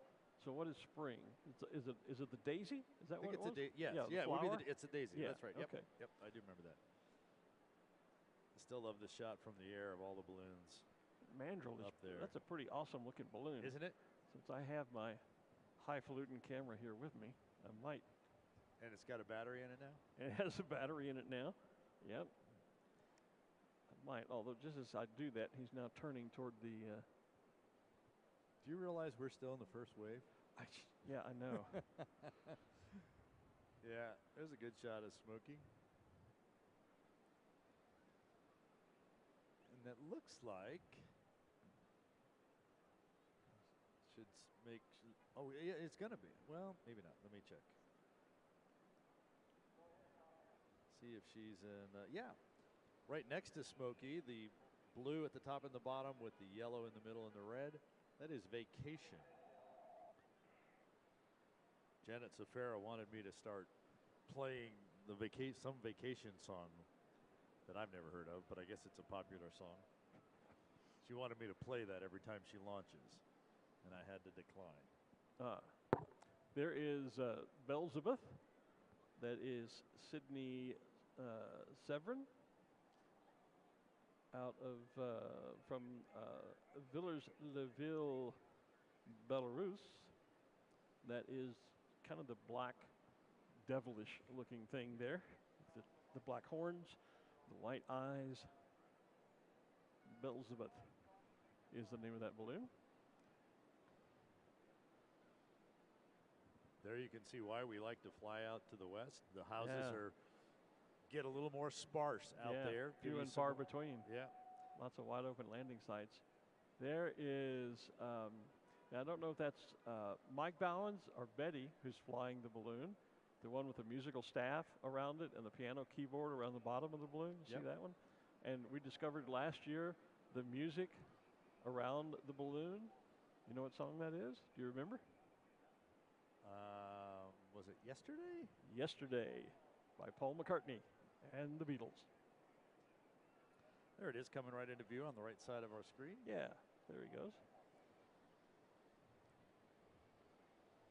That orange and blue spiral balloon on the screen right now and just in front of us is the first spiral patterned balloon ever built by Aerostar Balloons, as a matter of fact.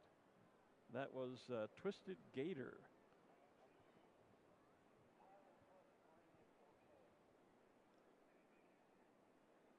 There's the Arkansas balloon, a natural state of Arkansas.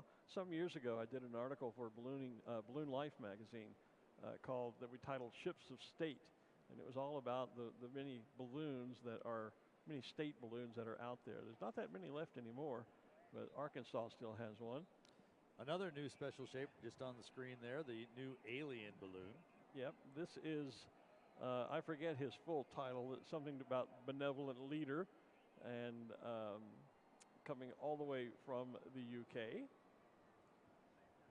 Lee Hooper. Yep. And he tells us, for here, we're just calling it alien. Yeah, well, they named it alien, but whenever he's on their social media pages, they have this whole long, His Holiness Benevolent Leader, God of all creation, yada yada yada yada sort of stuff. We just call him the alien. Beth has got Smokey in the air. And there goes Big Hug as well. The alien is a lot of fun. You know how around Yoda and Darth Vader, when they're here, they have the stormtroopers all in their costumes? Yes. Well, the alien, Lee Hooper, has a whole crowd. Good morning, Lee. He has a whole crowd of people that they're like inflatable suits that they get into, and they run. And there's a whole little army of little aliens. Yeah. Yeah. That's great. They're having a lot of fun with that balloon. That's great. So we also have a spaceship balloon here this year.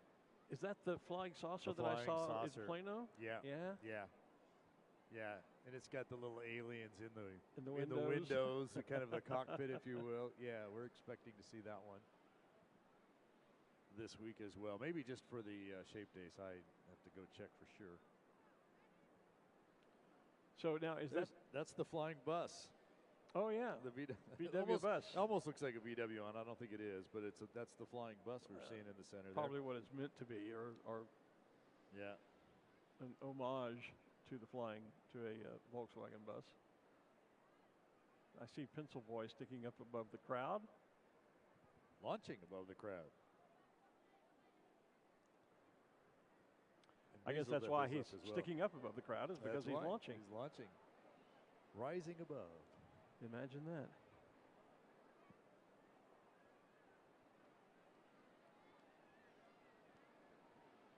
Oh, just never get tired of this. Can't say that enough, I guess. The shots from the balloon cam with the sun over the Sandias. We see the ground. We see the balloons. Everybody headed out that way. Yeah, it's just hi, Jackie. The balloon on the right, the racer shape there, the blue and white check with the words freedom, that's a new balloon here in Albuquerque. Well, I saw it flying, let's see, I got into town on Wednesday, so it was Thursday morning. I was going to meet some friends at the Flying Star for breakfast, and it was up flying, and it made me think, again, okay, those of you playing Glenmore, your bingo, get ready. Made me think of Scotland, because obviously the famous line by... senior moment. I can't help you with that one. I know. While you're thinking of it, it's Colin McClung. That's embarrassing. A pretty new pilot, and it's his first time here at Balloon Fiesta. There's the top of Bill Walker's balloon, the smiley face in the yellow. Built into that parachute top that we mentioned probably close to an hour ago when we were showing some of those to you. More and more balloons are starting to do something in that top, whether it's smiley faces or we saw Zias like in the Zia balloon, the Sid Cutter silhouette, and the Fiesta 50 balloon. And I have to tell you, when you put something like a smiley face there that way, that it really helps when you're out on the crown line to see if the balloon is rotated correctly or not. That's true, yeah. And so one of the balloons that I fly has a smiley face in it, and the other one, the colors match perfectly going around. Yeah. So it's really nice on the smiley face ones to know whether we're rotated around in the cold inflation. Yeah, especially on one like this where the whole top is yellow. Yeah. It's hard to tell. You wouldn't be able to tell if it without was, if every panel was like red, white, blue, red, white, blue, red, white. But when they're all the same color, it does make it more difficult. There on the feed is Cymbaloo. That is, and right next to it is probably, I think that's the koala bear. That's part of Andrew Holly and the Longleat fleet that are here from the UK, from Sky Safari. There is our spaceship you that we were just talking about. Yeah, flying saucer. The new Dos Equis balloon, not always the most interesting balloon, but when it flies, it is. And that is Sean Askren flying Dos Equis. I thought Scott was flying it. No, I was told Sean was flying it because for Scotty, but okay. Well, and the only reason I know that was because Sean had a vacation home in Florida that was wiped out by the hurricane, and he wanted to go and check on his property, and I was told he couldn't get away from Balloon Fiesta because he was contracted to fly the new Dos Equis balloon. Now, that's the information I had third hand. If that's incorrect, I apologize, but that's what I was told. Scotty has all these pilots working for him, exactly, and he can interchange them. Right. So originally, Scott Appleman was supposed to fly Dos Equis, and Sean was going to fly a Rainbow Riders balloon. Oh, okay. So somebody's flying it for Scott. Well, yeah, one way or the other. As I say, the story I was told was that you know, at any rate, Sean could not get away to go to Florida because Scott couldn't find another pilot to put in whichever balloon it was that he was flying. Yep. Our gnome is out there as well. A gnome. That too is, well, that used to be one of Andrew Hawley's balloons. I think it was sold. And there's Little Dog popping up on the right-hand side of the screen. Sorry about that squeaky noise. I keep trying to sip my hot chocolate with my microphone in place, and the cup squeaks against the foam on the windscreen on the mic. Apologies. Little Dog being flown by Vladimir Traveria. Well, and where did I saw Dean Carlton got up in the air? In he's already gone over gosh, us. That was fast. Yep, he already got past us. I saw him just a moment ago as you were squeaking. The dog Wags was flying by. Yeah, Wags, the puppy dog balloon. Like Simbaloo just taking off over the top of the spaceship out there. So we're starting to get There's Adelaide the koala. The second wave inflated here. It'll be a little bit smaller than the first wave, but it's been slow this morning too, hasn't it? Doesn't it? I mean, it's been very relaxed would be a better relaxed. Good. Yeah, better choice of words. We're an hour into the launch. Is that all? Yep. So an hour through the first wave. Yeah. Okay. So well, that's about average then. We're right on time. Okay. Just seems like. There's a nice shot of the top. You can actually see the aliens looking through the windows in that spaceship. Oh yeah. Little green men from Mars. Or somewhere out there. Or, yeah. The back end of Little Dog. The bum, as they would say. Same for Simbaloo, turned around backwards so we can read Long Late Sky Safari, which was the event where I was just at just barely 2 weeks ago now.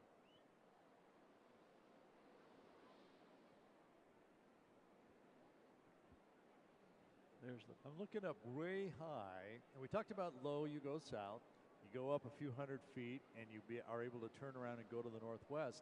But if you go even higher than that, maybe 1,500, 2,000 feet, you actually come back east. So you could conceivably get all the way back here to the field. Now, they can't land back here until everybody's launched. Not now, but later in the morning, maybe. Yeah, after we get everybody launched, there would be the possibility of landing back here. I think everyone, the majority of them, I only see a handful that have gone up high enough to come back east to maybe come back this way. Yeah, I think most of them are heading out to the. And look how slow it is up there. Yeah, the target rich. And well, I saw one of the earlier reports this morning. Where up at altitude it was like 1.5 miles per hour. It's just like, oh, really whipping along. Yeah, I could get out and push and move faster than this. Yeah.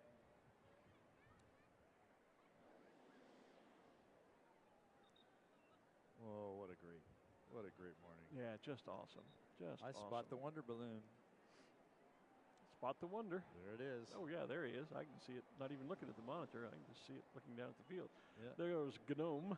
Yep. G'day, Gnome. I always thought that looked like a big ice cream cone with strawberry ice cream myself until somebody said, "Oh no, it's a gnome." Well, especially from this side where you don't see any of the face. I mean, it looks like a very messy Dairy Queen ice cream cone. Because they always had that little twirl on top. They do. I once worked at a Dairy Queen. It's the only reason I know about that.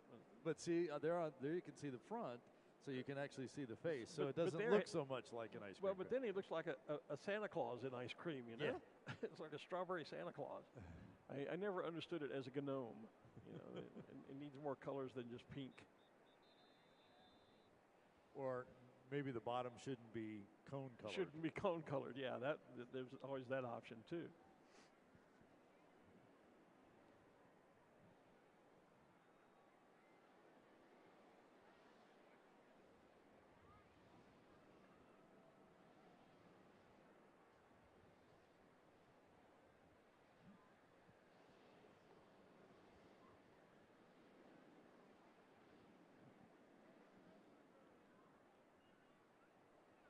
Yeah, as we get started on the second wave.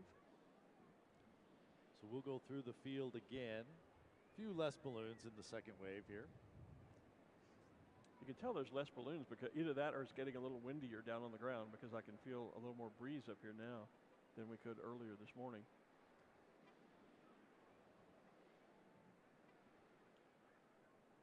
There's the top of Koshari, the black and white one there. Yep. The balloon from Gallup, Peter Procopio. The Freedom Balloon? Yes.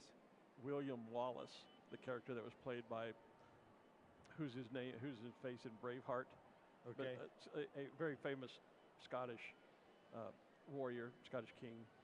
But in the end of the movie, the shout was always "Freedom!" Okay. You know, and so that's what made me think about that. Henry Rosenbaum is the back. Minibus. Yeah, Henry Rosenbaum is back as our balloon meister this year. Good morning, Henry. Good morning, Art. Good morning, Glenn. Morning, Henry. Good morning to everybody that's out there watching. Yeah. Lots of people out there, lots of people on the field this morning. There are a ton of people out here. We are so excited. I've said it before, this is a Chamber Commerce Day. It is. I mean, it it's just absolutely beautiful. is. We couldn't have asked for any better weather. No.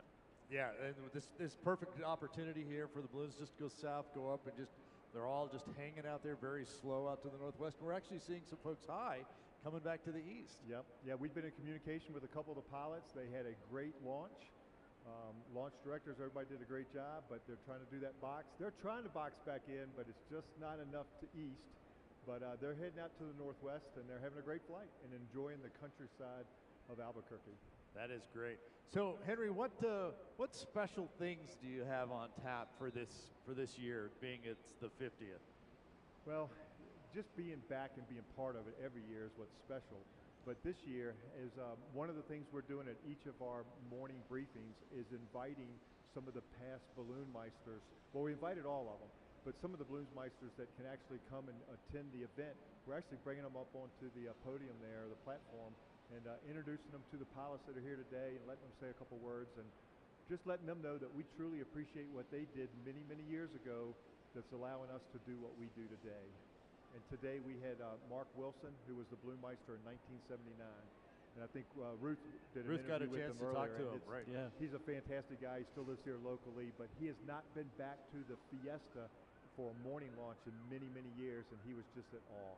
That's what he was telling Ruth. It was really great to see that. What's the mood of the pilots over there at Pilots Briefing for this 50th? Celebration. They're here to celebrate. They want to show their crafts. They want to interact with the folks. And what's so unique about this year is there are many people here that have come back from the ballooning community to be a part of it, whether they're flying or just to be here and be spectators and crew. But we're running into folks that we haven't seen for years. So it's making that connection again.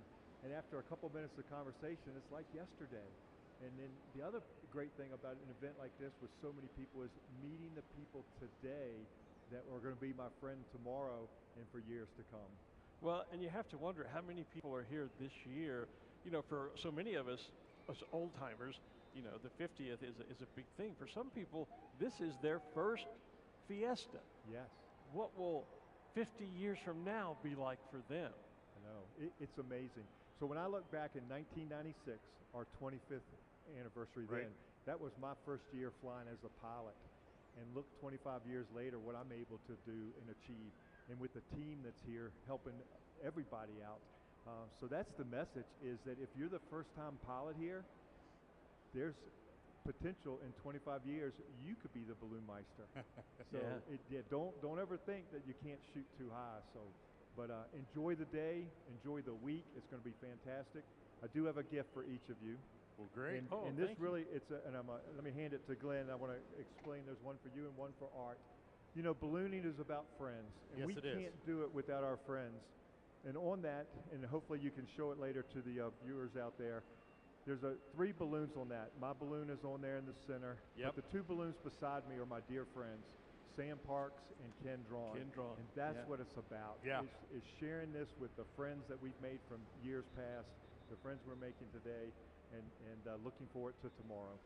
That's an amazing pin, and I'm proud to say those 2 guys are very good friends of mine as well. I've had the privilege of having Ken Drawn fly with me in my balloon some years ago. I've never flown with Sam, but we've always been great close friends, have immense respect for what he does and what he's brought to this event and the organization and operation. Yeah, it really is amazing. We're so happy that Sam is at the level he's at now, serving as the Director of Operations, and what he's brought to Fiesta and the professionalism and the other aspects of not just the balloons, but what the spectator experience is. And just bringing it all together and putting on a world-class event. So that's what this is, without question.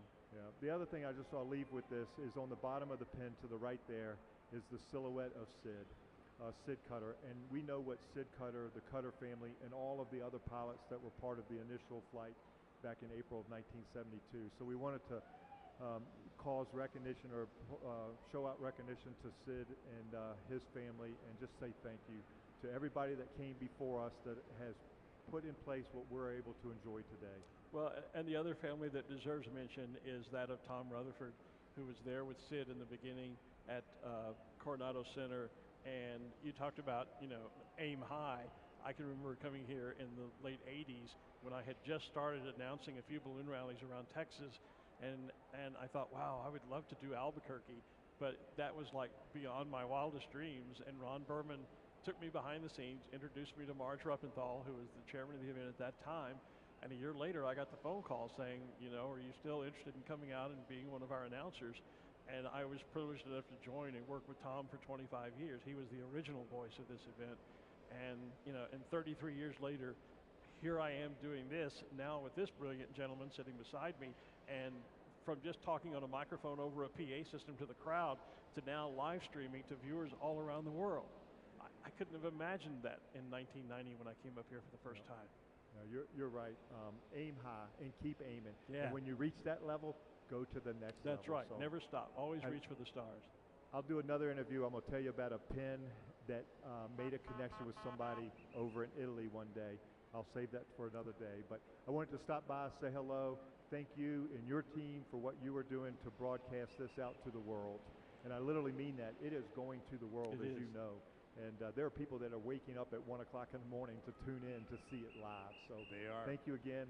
Thank you, Henry. We're looking for a great week all week long. We're looking forward to it. We'll talk more to you, and maybe we'll get out to pilot's briefing and see one of those honorary balloon meisters one morning. Yeah, please do that. Look forward to you. All right. Super. Thanks, Henry. Yep. Thanks, Henry. Henry Thanks Rosenbaum. for coming up. Henry Rosenbaum, the balloon meister again this year here at the Albuquerque International Balloon Fiesta, kind of bringing us up to speed on what's going on. Our balloon camera and those that took off at 7 o'clock this morning still flying out there. We just saw a shot from our balloon cam of the True Lee balloon, Bill Lee. Oh, yeah? So, so it's a great morning. They're getting great flights in this morning. Henry said they've already heard back from a number of them that talked about some great launches this morning. And, yeah, what a sight. Yeah, and the sky, it hasn't changed for hours. The balloons have changed, but the image is still the same because we just keep replenishing the balloons, keep refilling and refilling. Yeah, it's just kind of extending to the north and the northwest. Yeah. The picture's getting bigger. You need a wider lens. Yeah. Take a look at Victor here. He's trying to get some pictures. Hi, Victor. Good morning. It's just an incredible morning. It is. And what even the weather was cooperating. I mean, we talked earlier when we first started this run about how unseasonably warm it is. It's so comfortable up here on the rooftop this morning. You know, there have been years past where you and I have both been up here, you know, icicles. Yeah. You know, everything but our back teeth were chattering. And, you know, this year it's just so relaxed. And maybe that's why I said earlier it seems slow. It just seems more relaxed. It's just nice. It's just enjoyable. Yeah. Here goes the cats right in front of us. And who's that? Oh, that's the new witch we're seeing on the screen. Yeah, it's right overhead. Look straight up. It's just crossing right over the top of us. Yeah, Mandrell's managed to box back, yeah, too. But he didn't go out to the west. He stayed over on the here east. to the east. He kind of boxed around the and east was side. able to box around. Yeah.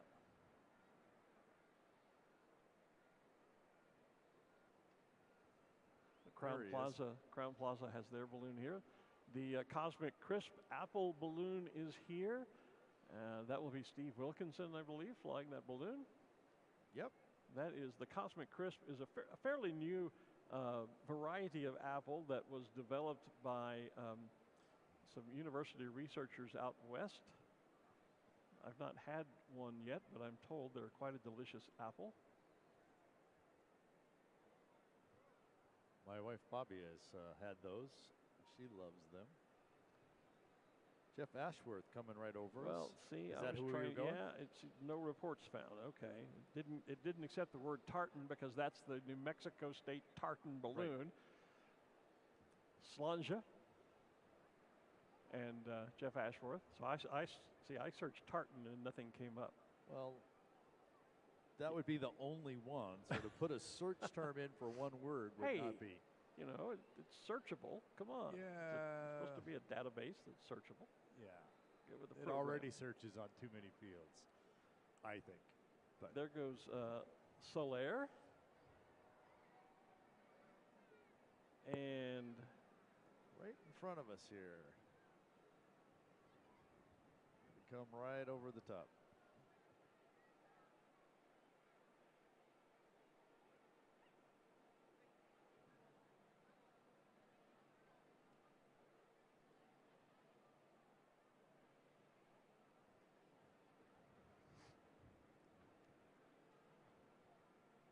Crown Plaza has their balloon just about, they're going to cross just to our left, right over the top of the Exxon Mobil tent. The 50th Albuquerque International Balloon Fiesta is, of course, powered by Exxon Mobil, as is Balloon Fiesta Live. That balloon is traveling light. Max Mitchell flying it. There's Cosmic Crisp right next to Koshari. Yeah. Coming over the top, it's a new balloon here in Albuquerque. It's the pink and black vertical stripes with the pink pennants. Oh, okay. Don't have it on the feed. That's Karen Converse. And Cosmic Crisp goes overhead. That would be, once again, that's Steve and Cynthia Wilkinson flying Cosmic Crisp. So the cow has deflated and they've put up the little Moo Crew Creamland balloon. Oh, yeah, a little round balloon. Okay. And that's one of our new shapes. A couple of new shapes back there, too, yeah. I still see the flying saucer way back there in the background. Yep. Don't think they've ever launched.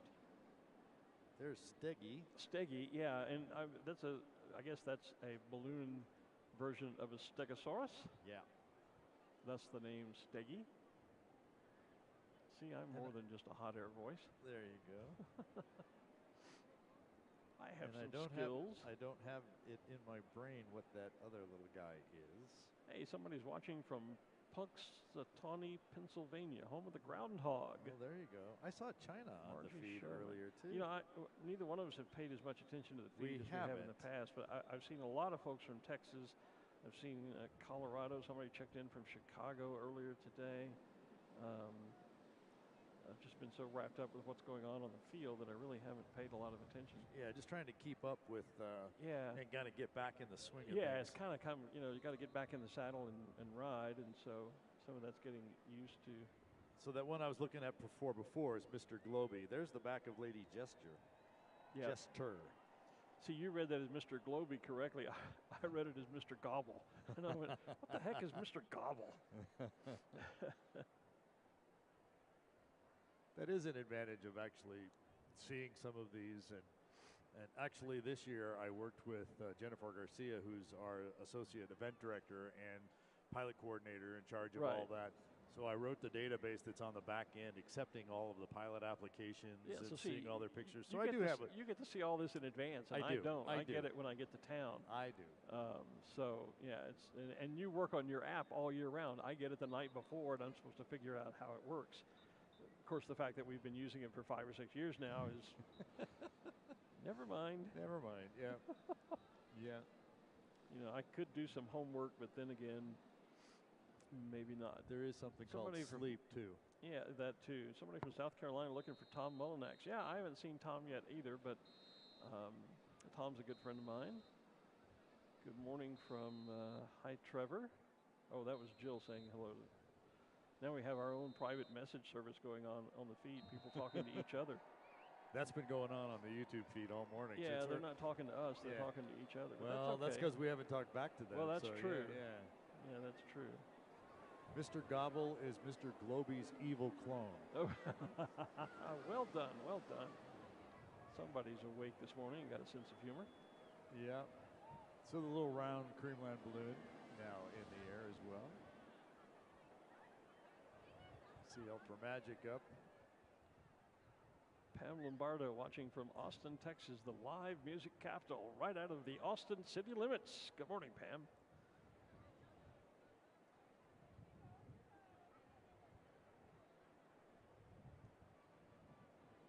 You can actually hear a little bit of the wind in our mics now. Yeah, a little bit of breeze coming up here.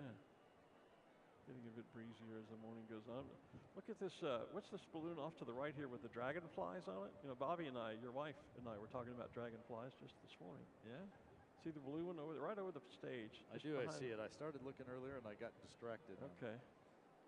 So, let's see. Here goes the RPS balloon and the PNC Bank balloon. Team RNS. They were RNS Motorsports, RNS Kawasaki, RNS Motorcycle. There have been so many RNSs, I've lost track of which is what. Yeah. It's all the same folks, just different. They just keep changing the name. Different iterations of the name. You know, in my defense on my database here too, pilots keep changing balloons. Yep. And sometimes they send a new picture, and sometimes they don't. Yep. There goes the Kashari. If you think about that, we probably process more than 10,000 documents between pilot certificates and all those other types of things. Yeah. Anyway, that is called Dragonfly, by the way. Oh, okay. From, Jean-Mi Francois. Yeah. Oh, nice balloon anyway. I like it. I like it. Yeah, it's been here a few times, I remember. Looks like Loretta Zamora going right over us. I don't usually, Loretta's on a local pilot here on the Quad A Education Committee. She always flies here. I rarely see her in the sky, so I'll have to shout out to Loretta. So Denver, Glen Allen, Virginia saying hello. Gray, Tennessee. Okay.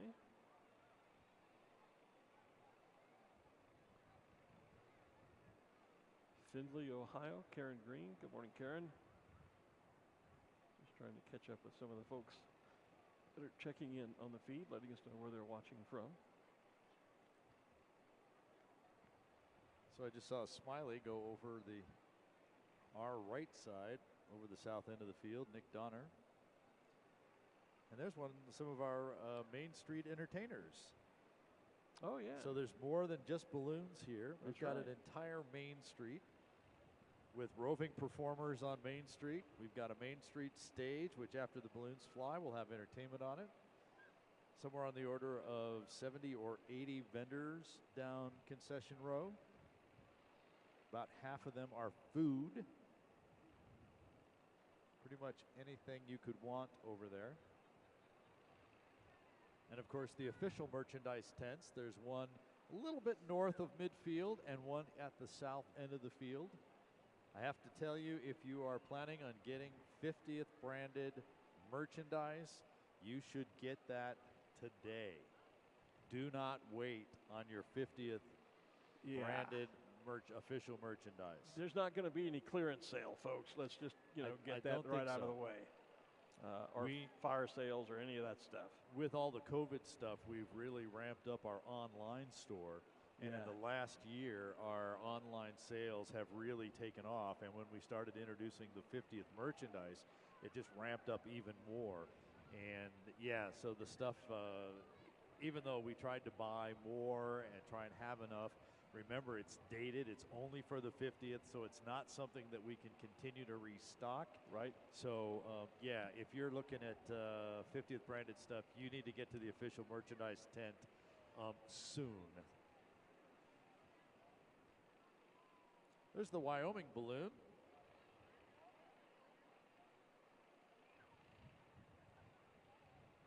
And if I spelled Wyoming right, I could tell you who was actually flying it.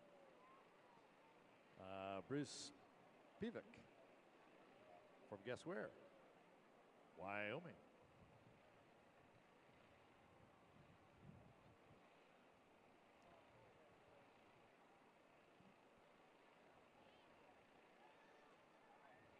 So we're working our way through the second wave, maybe half to 2/3 of the way through the second wave. We're seeing a little bit more breeze right here on the surface, so we see a little more rocking and rolling of some balloons as they stand up. That's because as the balloon hits the fabric, it starts moving the fabric around because the basket's still connected to the ground. Once the basket gets off the ground and the balloon gets up to the speed of the wind, then in the balloon you feel no sense of wind. You still have the sense of motion.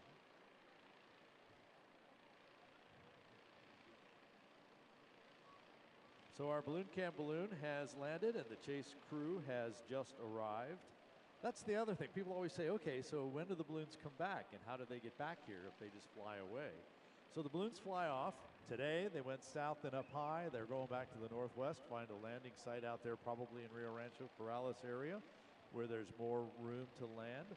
And the chase vehicles will now leave and literally chase those balloons and attempt to be there when the balloon lands or shortly after, if not before. And then they'll deflate the balloon, pack it all back up, come back to the field and refuel it so that it is ready for either tonight's glow. Good morning, Kendron. We talked about his balloon being on Henry Rosenbaum's pin, flying right over the top of us. Racer-shaped yellow with the diamond patterns on it. So the crews will pack up the balloon, put it back on the truck, come back, refuel it, get it ready for the next flight, whether that's the glow tonight or whether that is tomorrow morning's flight. With 650 balloons here, we usually glow a little less than 300. There's another shot of some special shapes out there. The tall green and black one is actually, that's the handle of a screwdriver. When that stands up, you'll be able to see the blade of the screwdriver. It looks like the Swiss Chalet right next to it. And off on the left, you still see the alien spaceship or the flying saucer.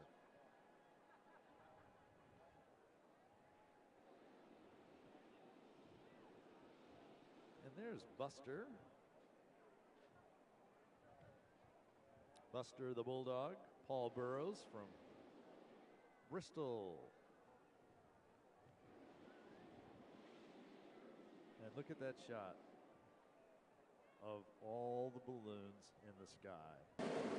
Except that that's not all of them. That's just a small representation of what is actually in the sky. So we're getting ready to deflate the Fiesta balloon that carried our Balloon Fiesta camera live this morning. So Ray Bear, our pilot, graciously doing that. So he is now pulling the top, which is that opening at the top of the balloon. He's got a red line connected to it, a rope connected to it. He's going to pull that down, let the hot air come out. The balloon is just going to lay right over on the ground. The basket just tips over. Ray kind of steps out of the basket. The crew kind of starts grabbing the lines and start helping bring that down. Someone out on the crown line working to pull the top so that it doesn't just collapse right back down on top of the crew and the pilot and the burners. And as the crew starts to close off the throat there, so no more air goes in, and then they'll start to milk it. See how they're kind of pushing it together and squeezing that? That'll squeeze the hot air out the top. And so we'll get to see the deflation side of that if you're watching on the stream. For those of you here on the field, you can see it on the video walls if you happen to be near our Main Street stage. Of course, those of you here, you still got balloons. And actually, there does go the screwdriver out there on the far north side of the field as we continue to watch them pack up the Spirit of Fiesta balloon.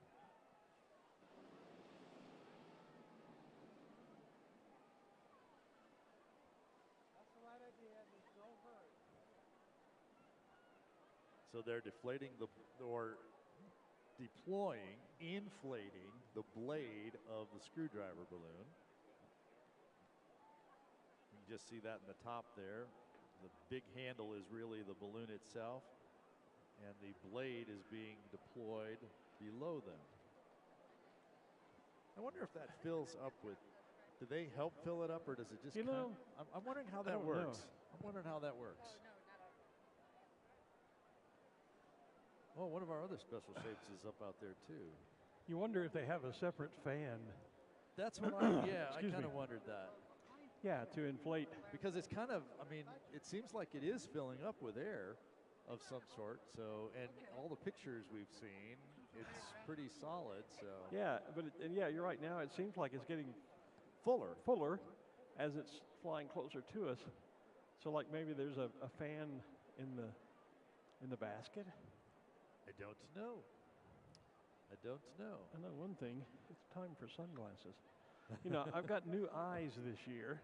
Yeah? I had cataract surgery done on both my eyes back in the summer, so I no longer wear glasses, which means I no longer have to have prescription sunglasses. I can buy them off the shelf now. Well, what which means I can buy cool sunglasses again. Oh, there you go. So, oh, yeah, look at those. Yeah, aren't those cool? We just saw Alfred the Carpenter on the video screen, another new special shape here.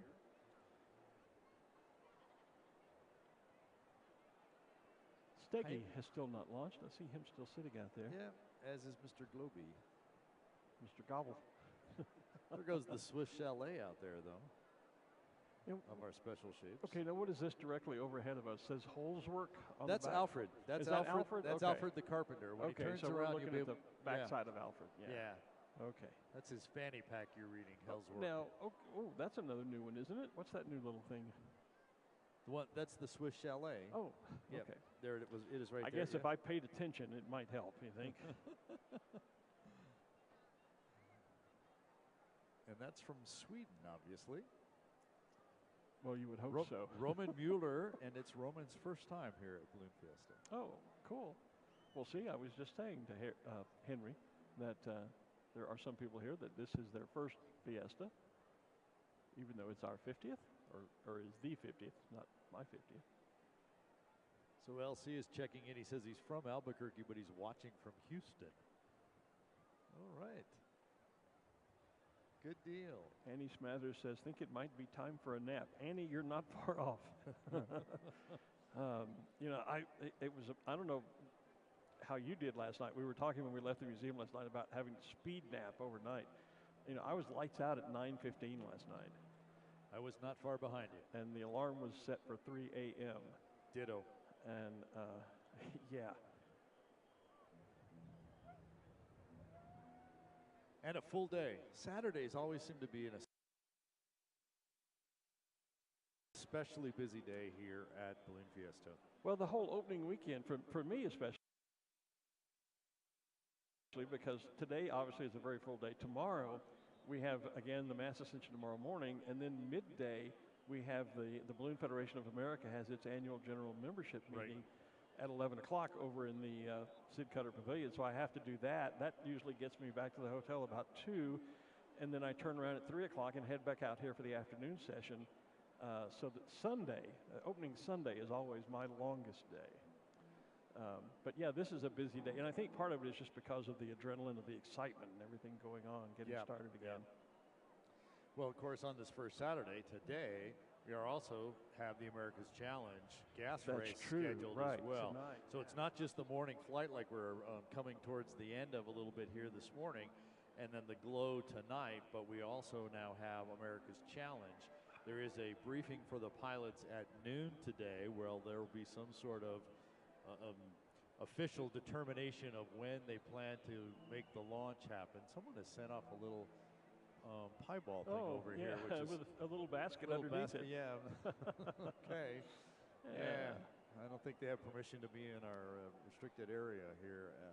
But anyway, the last I heard was, they were looking for launch tonight, in part because there's some weather coming in from the west. They're going to try and get out ahead of it. They're going to try and get out ahead of it. So if things go according to the predicted published schedule, then they would be able to start their inflation process somewhere mid-afternoon, 2, 3 o'clock, something like that. Doesn't take nearly as long as it used to with the old netted balloons. Because now we have the quick fill process, but the idea would be to start the launch at about 6 o'clock, which is also the time when our glow is kind of the launch of that, or the setup of that kind of starts. Right. So the glow starts more like at 6:30. So tonight, 5 o'clock, Fast Track's going to jump in. My understanding is they've stepped up their game on their flag jump. Oh, boy. So looking forward, of course, they always brought in, 5,000 square feet of freedom. That's right. Yeah, no. Okay. They tell me we're going to see more than that. And so that happens at 5. That'll happen here live on the field. We'll record that and play it back for our folks on the stream, although the folks here in the field, they have to watch it live at 5, et cetera. So we'll be basically on the air here at 6. If the gas balloons start inflating before that, we'll turn our video on earlier so that people can watch that. But unless the launch gets moved up before 6 o'clock, we'll still be live on the air at 6. Okay.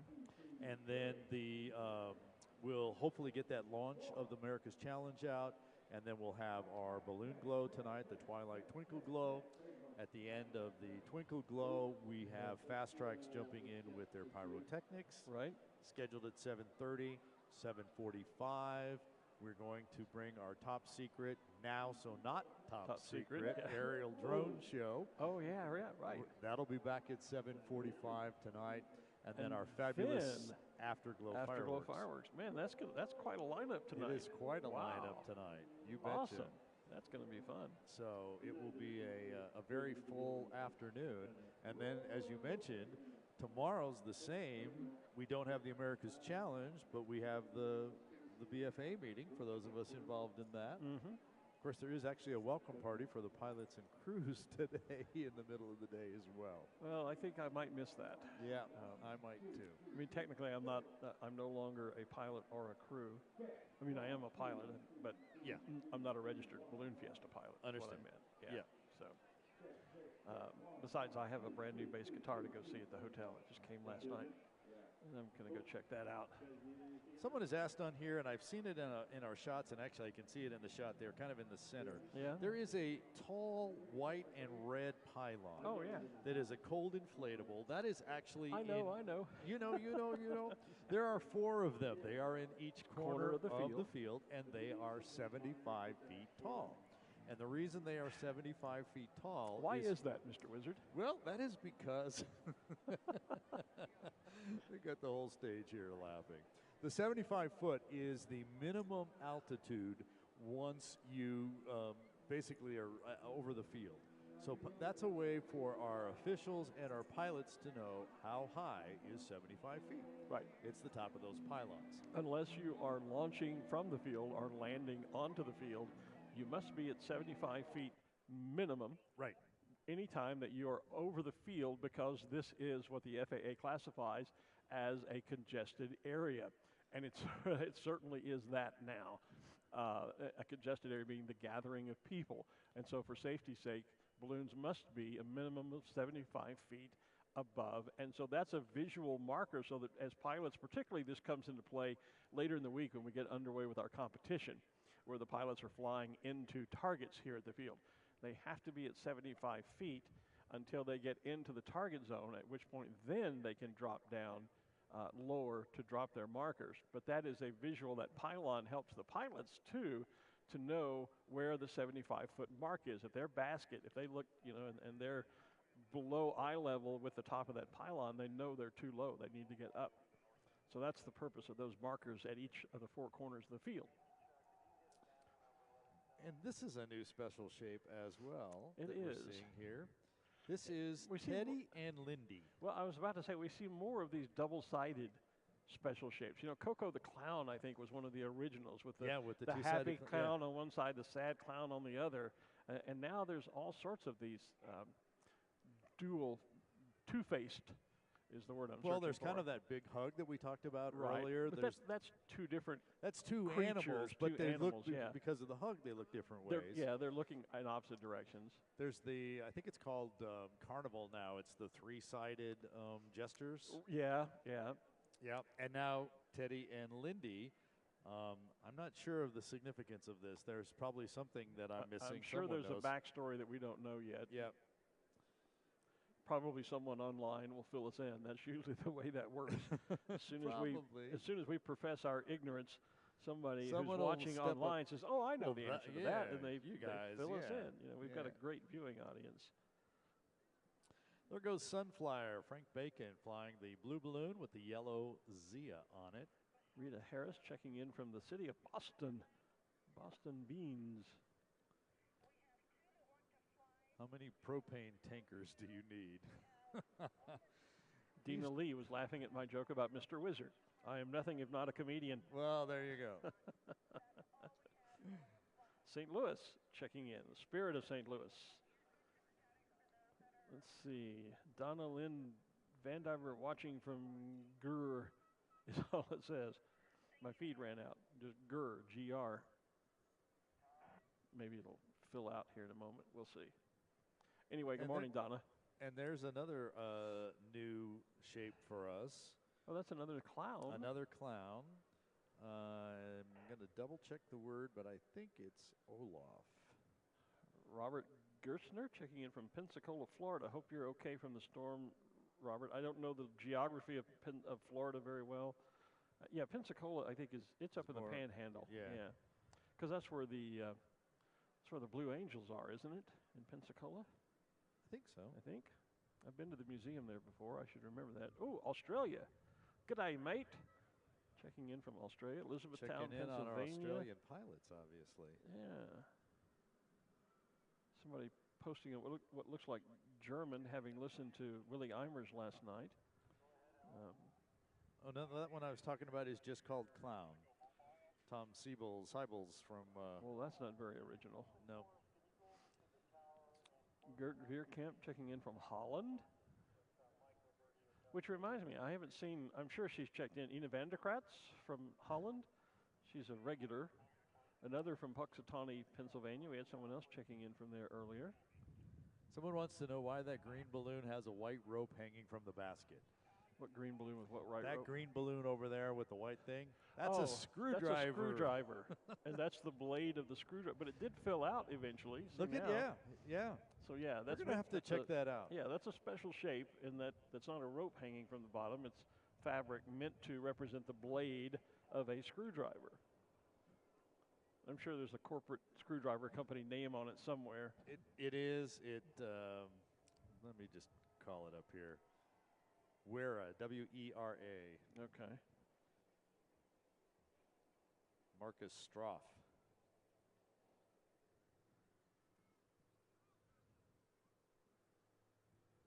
Yes, Pensacola is home to the Blue Angels. Thank you. Robert says he just moved from Albuquerque out to Pensacola. Yeah. Well, timing is everything. At least, but the storm didn't go into Pensacola, so I'm sure he's doing well. Another Pensacola checking in. All right. California. The whole Blue Angels team is checking in this morning. All right. Someone says Xfinity looks so new and white. We must have had a shot of it on the field there. We did. It is. Ago. It's a brand new, brand and new it's a special shape. Did you notice that? No, I did not. It's a special shape. It's now got hearts as appendages on that white Xfinity balloon. So it now qualifies as a special shape. Yeah, we got fairly loose with that special shape thing. Nowadays, anything with a three-dimensional appendage, I think Dean Carlton's Wags even qualifies as a special shape. Because there's a little puffy nose. And he has a three-dimensional puffy nose on the puppy, and that's all there is that's special shape about it. I'm not dissing Dean's balloon. Dean's a very dear friend, and it's a cute, cute balloon. It is. But, special shape used to mean that if it was a puppy balloon, it would look like a little puppy dog instead of just the face of a puppy on the side of a balloon. I just saw Blair Kaufman's brand new balloon, Heart's Desire, on the screen, carrying the C&M banner, kind of purple, etc. And it looks like we've got some penguins inflating out there on the field now. That would be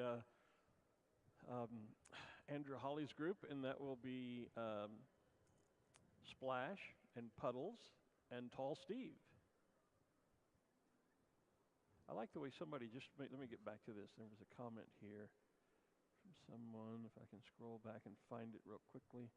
They move past us. But someone was saying thanks for the front row seat. They were watching from St. Louis, and I thought that was kind of a cool way to put what we do here. We do give you, there it is, yeah. Thank you. Kim Loomis says, nice job, guys. Thanks for the front row seat while in St. Louis.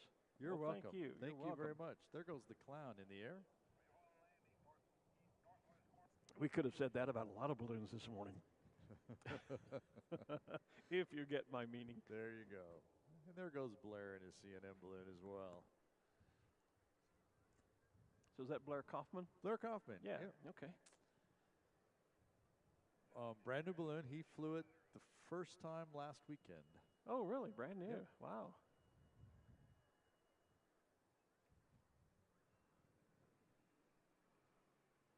The crowd now it's thinned out a little bit on the west, but it obviously has congregated as it does on the east side, and particularly the northeast, which is where usually the last few special shapes seem to be. Well, that's where Teddy and Lindy and Puddles and Splash and that's also where a lot of the vendors are, and so they get over there to.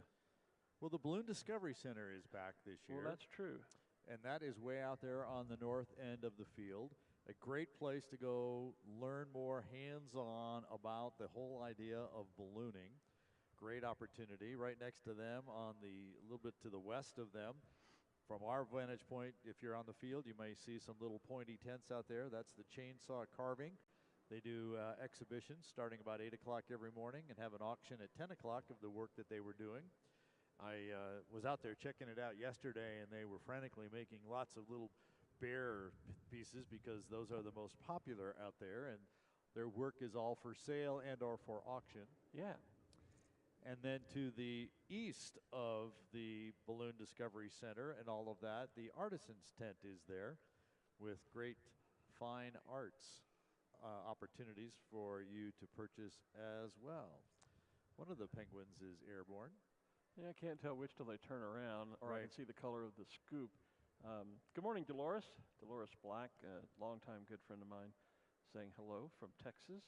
Good to see that you're here with us. We usually catch up each year at Longview at the Great Texas Balloon Race, but weren't able to do so this year. Carol Ann Finnan says, looks like penguin. Yes, the penguins are inflating, all three of them. The whole family is here. I only see two though. I like this. Well, yeah, Tall Steve, and that would be. That's red. Looks like a red scoop. Yeah, so that is. And it looks like eyelashes. Well, but the eyelashes and the red scoop don't go together. I'm trying to remember. They would. No? Yes, they would. You're right. I'm sorry. I'm not thinking correctly. So that would be Splash. I think I always get the I can't keep them straight. I get the genders confused. It would be that would be Splash. Here's a great comment. Dina Lee says, "Aren't we all special shapes?" Well, some of us more than others, dear Dina. But there yes, you go. I guess we are. That's it. Yeah. Glen Rock, Pennsylvania. Loves watching. Love having you watch. Glad that you're with us. You betcha. Montana. The call letters. Oh, look at this. Here's, again, our audience coming to the rescue. The call letters on the clown balloon are Olaf. Remember Olaf from The Disney movie? Mm-hmm. Frozen? Not That's that it where. has, That's why I remembered Olaf there, because it's the registration numbers. yeah, exactly. And Yeah, they that's just what call it clown. But yeah, They 'cause call I it thought clown, that's but yeah, yeah, Olaf they call it clown. But yes, are the registration numbers. That's I interesting. knew that Olaf was associated with that balloon somehow. Thanks for the reminder. Yeah. Yeah. Our audience, once again, on top of it, where we're not. Yep. Yep. That is perfect. So. Sam Mailer, I hope I said that right. It's front row seats from Indiana today. Looking forward to crewing there next year. Well, come on down, Sam. No time like the present. Sunny Arizona checking in. And look, the sky is still full of balloons out to the northwest.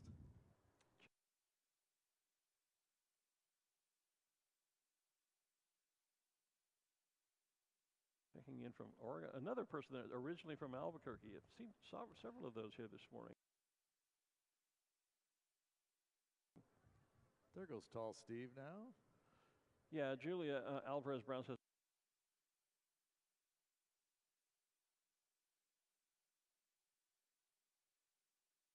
Puddles was damaged in California. Actually, Puddles was destroyed, but there is a new Puddles. Yeah.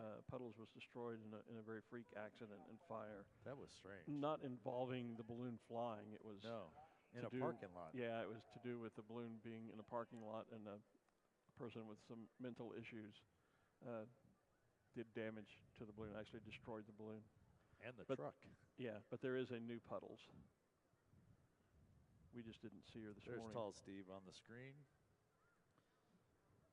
Yeah, For those of you on the field, the red and white balloon with the blue and white, the blue background, the pennants going over Concession Row. There it is on the screen as well. That's Captain America, Ron Centers from Portage, Michigan. Anna Alvarez Rosas. There's the back of Tall Steve, in case you couldn't tell. Checking in from San Antonio, Texas, which a city that always holds a favorite place in my heart. I worked there at WOAI Radio and KENS TV back in, 1979 to 81 for a couple of years or so there before I moved on to Dallas. Hi, Sherry in Missouri. Looking forward to seeing you here when you get here next week. Another one from West. A lot of Texans checking in today. That's good to see. Got Paul checking in from Houston, Texas. Thanks for the great show. You're welcome, Paul. Thanks for joining us. Melissa Terry, the penguin is precious, aren't they? There's the front shot of Alfred on the screen. Okay. Now I recognize that. Before I wasn't quite sure what it was because I could only see the backside. Someone's asking when they close the field. They close the field when the winds pick up to be too much, or they finally say, you know what, it's late enough. You really shouldn't. Need to be landing. You really shouldn't be getting in the sky at this point.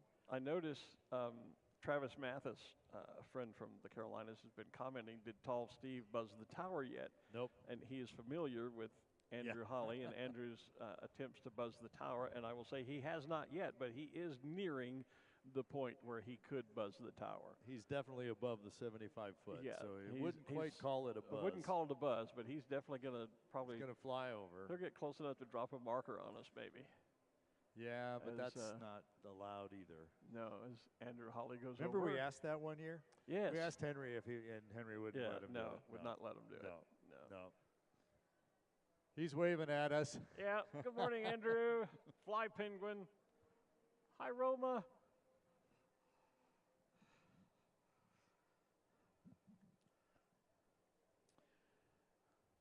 Yeah. So now, what is that artwork balloon down there I'm looking at? Do you see that on the field? The kind of blue one? Yeah. Is that new? Or is that Cameron? That's what it is. That's Cameron Wall's balloon. Yeah. Yeah. Yeah, that's a great balloon that it was created using art painted by his grandmother. We did a nice feature on that balloon in Ballooning Magazine some time ago. Grandma's Legacy. Grandma's Legacy, yeah.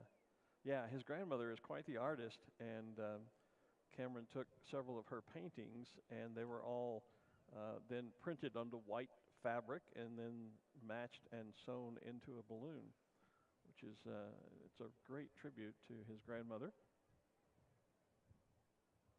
There's that new Xfinity balloon you were talking about. Uh-huh.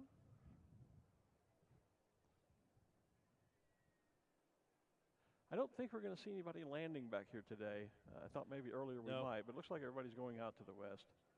Yeah, we only had a couple get even close enough to make an attempt. Right. But as they would have come down, it would have continued to blow them off to the west a little bit. But, you know, while it's not a perfectly square box, this is a really good box because it takes them out.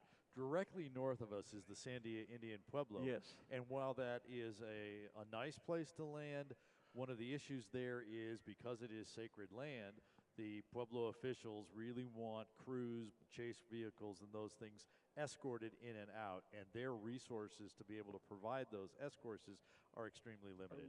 So if we can get the northwest direction, we kind of go off to the side of there. We don't impose on the Sandia reservation, even though they're very friendly about it. Yeah, they're great neighbors and have been for years. Yeah, it's just easier for everybody if we can get that west direction. Yeah, because there's still more open space throughout the rest of the year here at Albuquerque. We fly out in that location out there all the time anyway. And part of that too is due to the airspace around the Albuquerque airport. It's classified as a Class C airport, which means there's a 5-mile ring around the airport that goes all the way down to the ground, and then it comes out a lot farther. In fact, we're right on the edge of it here at Balloon Fiesta Park. So we get a waiver from the FAA to be able to fly at altitudes here without having conversations with the ATC. Rest of the year, we don't have that waiver. So in order to fly in this space, we would have to be doing some extra communications and things like that. It's easier to go fly out on the west side. One, you have more room to take off and land, and we stay out of the busier airspace of the Albuquerque International Airport. Hi, Crossville, Tennessee, and Louisiana. Penny Billingsley says excited to watch from Nebraska. We'll be there on Thursday. Well, good for you, Penny. Come on down. Someone just got a picture of the folks in Tall Steve waving at us, and they're right over here off of just a road that's about a mile south of us here. Paseo, it looks like. Grandma's Legacy is gorgeous, Joe Andrea says. And yes, that's an amazing balloon that Cameron put together. It is gorgeous, especially if you can see it up close. And what a great tribute to his grandmother. Fort Collins, Colorado says hello. A lot of people from the USA check-in. You know, a lot of times we see a lot of international check-ins. Yeah. But it seems more this year, at least the ones that I've paid attention to. And I noticed one that said they never even knew this event existed. What? 50 years we've been here. Where the hell have you been? Glad you joined us. Goodness gracious. Hey, as we get ready to wrap down here this morning, let's just kind of run down the week of what the schedule is. What's coming up. Those types of things. Yeah. So, of course, Balloon Fiesta Live, which is what you're listening to on the field and watching on the stream. We are here at 6 a.m. Mountain Time every morning, 6 p.m. on the 5 evening events, which is Saturday, Sunday, Thursday, Friday, and Saturday. Right. We take Monday, Tuesday, Wednesday off. There you go. And we have mass ascensions on Saturday, Sunday, Wednesday, Saturday, and Sunday. Competition and mini mass ascensions, if you will, as we fly off the field and then do competitions in the morning. Glows on all of those evening events. We talked about all of those types of things. But this is really session number 1 of 14 sessions. So there are 13 more to go over the next 8 days. And we will be here bringing you all of it live on Balloon Fiesta Live. If you just tuned in, you missed any of it, you'll be able to go back and watch it on balloonfiesta.com. If you're here on the field, when you get home, the show will be there waiting for you so you can see everything you missed. Absolutely. While you were here on the field. You saw stuff probably that we missed, but I can guarantee we got stuff that you missed. Yep. It's and again, if this is something like the I say gentleman, whoever it was that commented they didn't know this existed before, they can go back and watch, you know, years and years and years and years. Yep. Not decades, but we're getting there. More than 200 hours of Balloon Fiesta Live coverage. Absolutely. Brought to You can even go back and watch the Balloon Fiesta Live that wasn't a Balloon Fiesta when we did Balloon Fiesta Siesta. There you go. The year of the pandemic. That was fun when I worked. Actually, that was really fun, and it actually worked really well. It was great for me because I just had to commute from my bedroom to my office, from one end of the house to the other. Plus Ranger, my cat, got to be a TV star that year. He did. So. He did. People still asking about Ranger. Yeah, I need to bring Ranger out here one year, I suppose. Don't forget America's Challenge, our gas balloon event, still scheduled for hopefully tonight. Hopefully tonight Yeah. at Inflation at some point mid-afternoon with the launch scheduled at 6. That'll be updated at noon. Once the balloons start inflating, the gas balloons start inflating, and we get close to what we think will be a launch, we'll pop up the live feed as soon as we can along those lines. We're still scheduled to come on the air at 6 p.m. again, Mountain Time, which would be 0000 UTC. And no, actually it's not, because you always got that wrong. We're 7 hours difference. Oh, until it from over changes. there. No, UTC. It's different than Scotland time. No. Well, then we'll just go with 6 o'clock Mountain Time, PM, and you can figure. We're 7 hours difference from here to Great Britain. Because we haven't changed back to daylight time. No, it has nothing to do with daylight savings. It's just 7 hours. No, it's 6 hours difference. I know from because I keep a watch that has 2 times on it: UK time and local time. Okay. 6 hours difference. There's All 7 hours we difference. talk about here. this every time. I know. Yeah. Anyway, 6 o'clock a.m., 6 o'clock p.m. Yeah. Mountain Standard Time. You do the translation to your time zone as well. And don't forget, for the audience that watches online tonight, we will show you that brand new top secret drone show we saw this morning. Yep, you'll be able to see that right here on the show as well, with our fast track jumps as well. Hey, let's wrap it up here from the rooftop studio. Balloon Fiesta Live, powered by ExxonMobil. Appreciate their sponsorship. I'm Art Lloyd Jr. I'm Glenn Moyer. We will see you tonight. Thanks for watching. You've been watching Balloon Fiesta Live, powered by ExxonMobil. Want more balloon action? Visit the archive of all the Balloon Fiesta Live broadcasts at balloonfiesta.com. And make plans to join us in person for number 51, October 7th through the 15th, 2023. Thanks for watching Balloon Fiesta Live. This program is a production of AIBF Inc.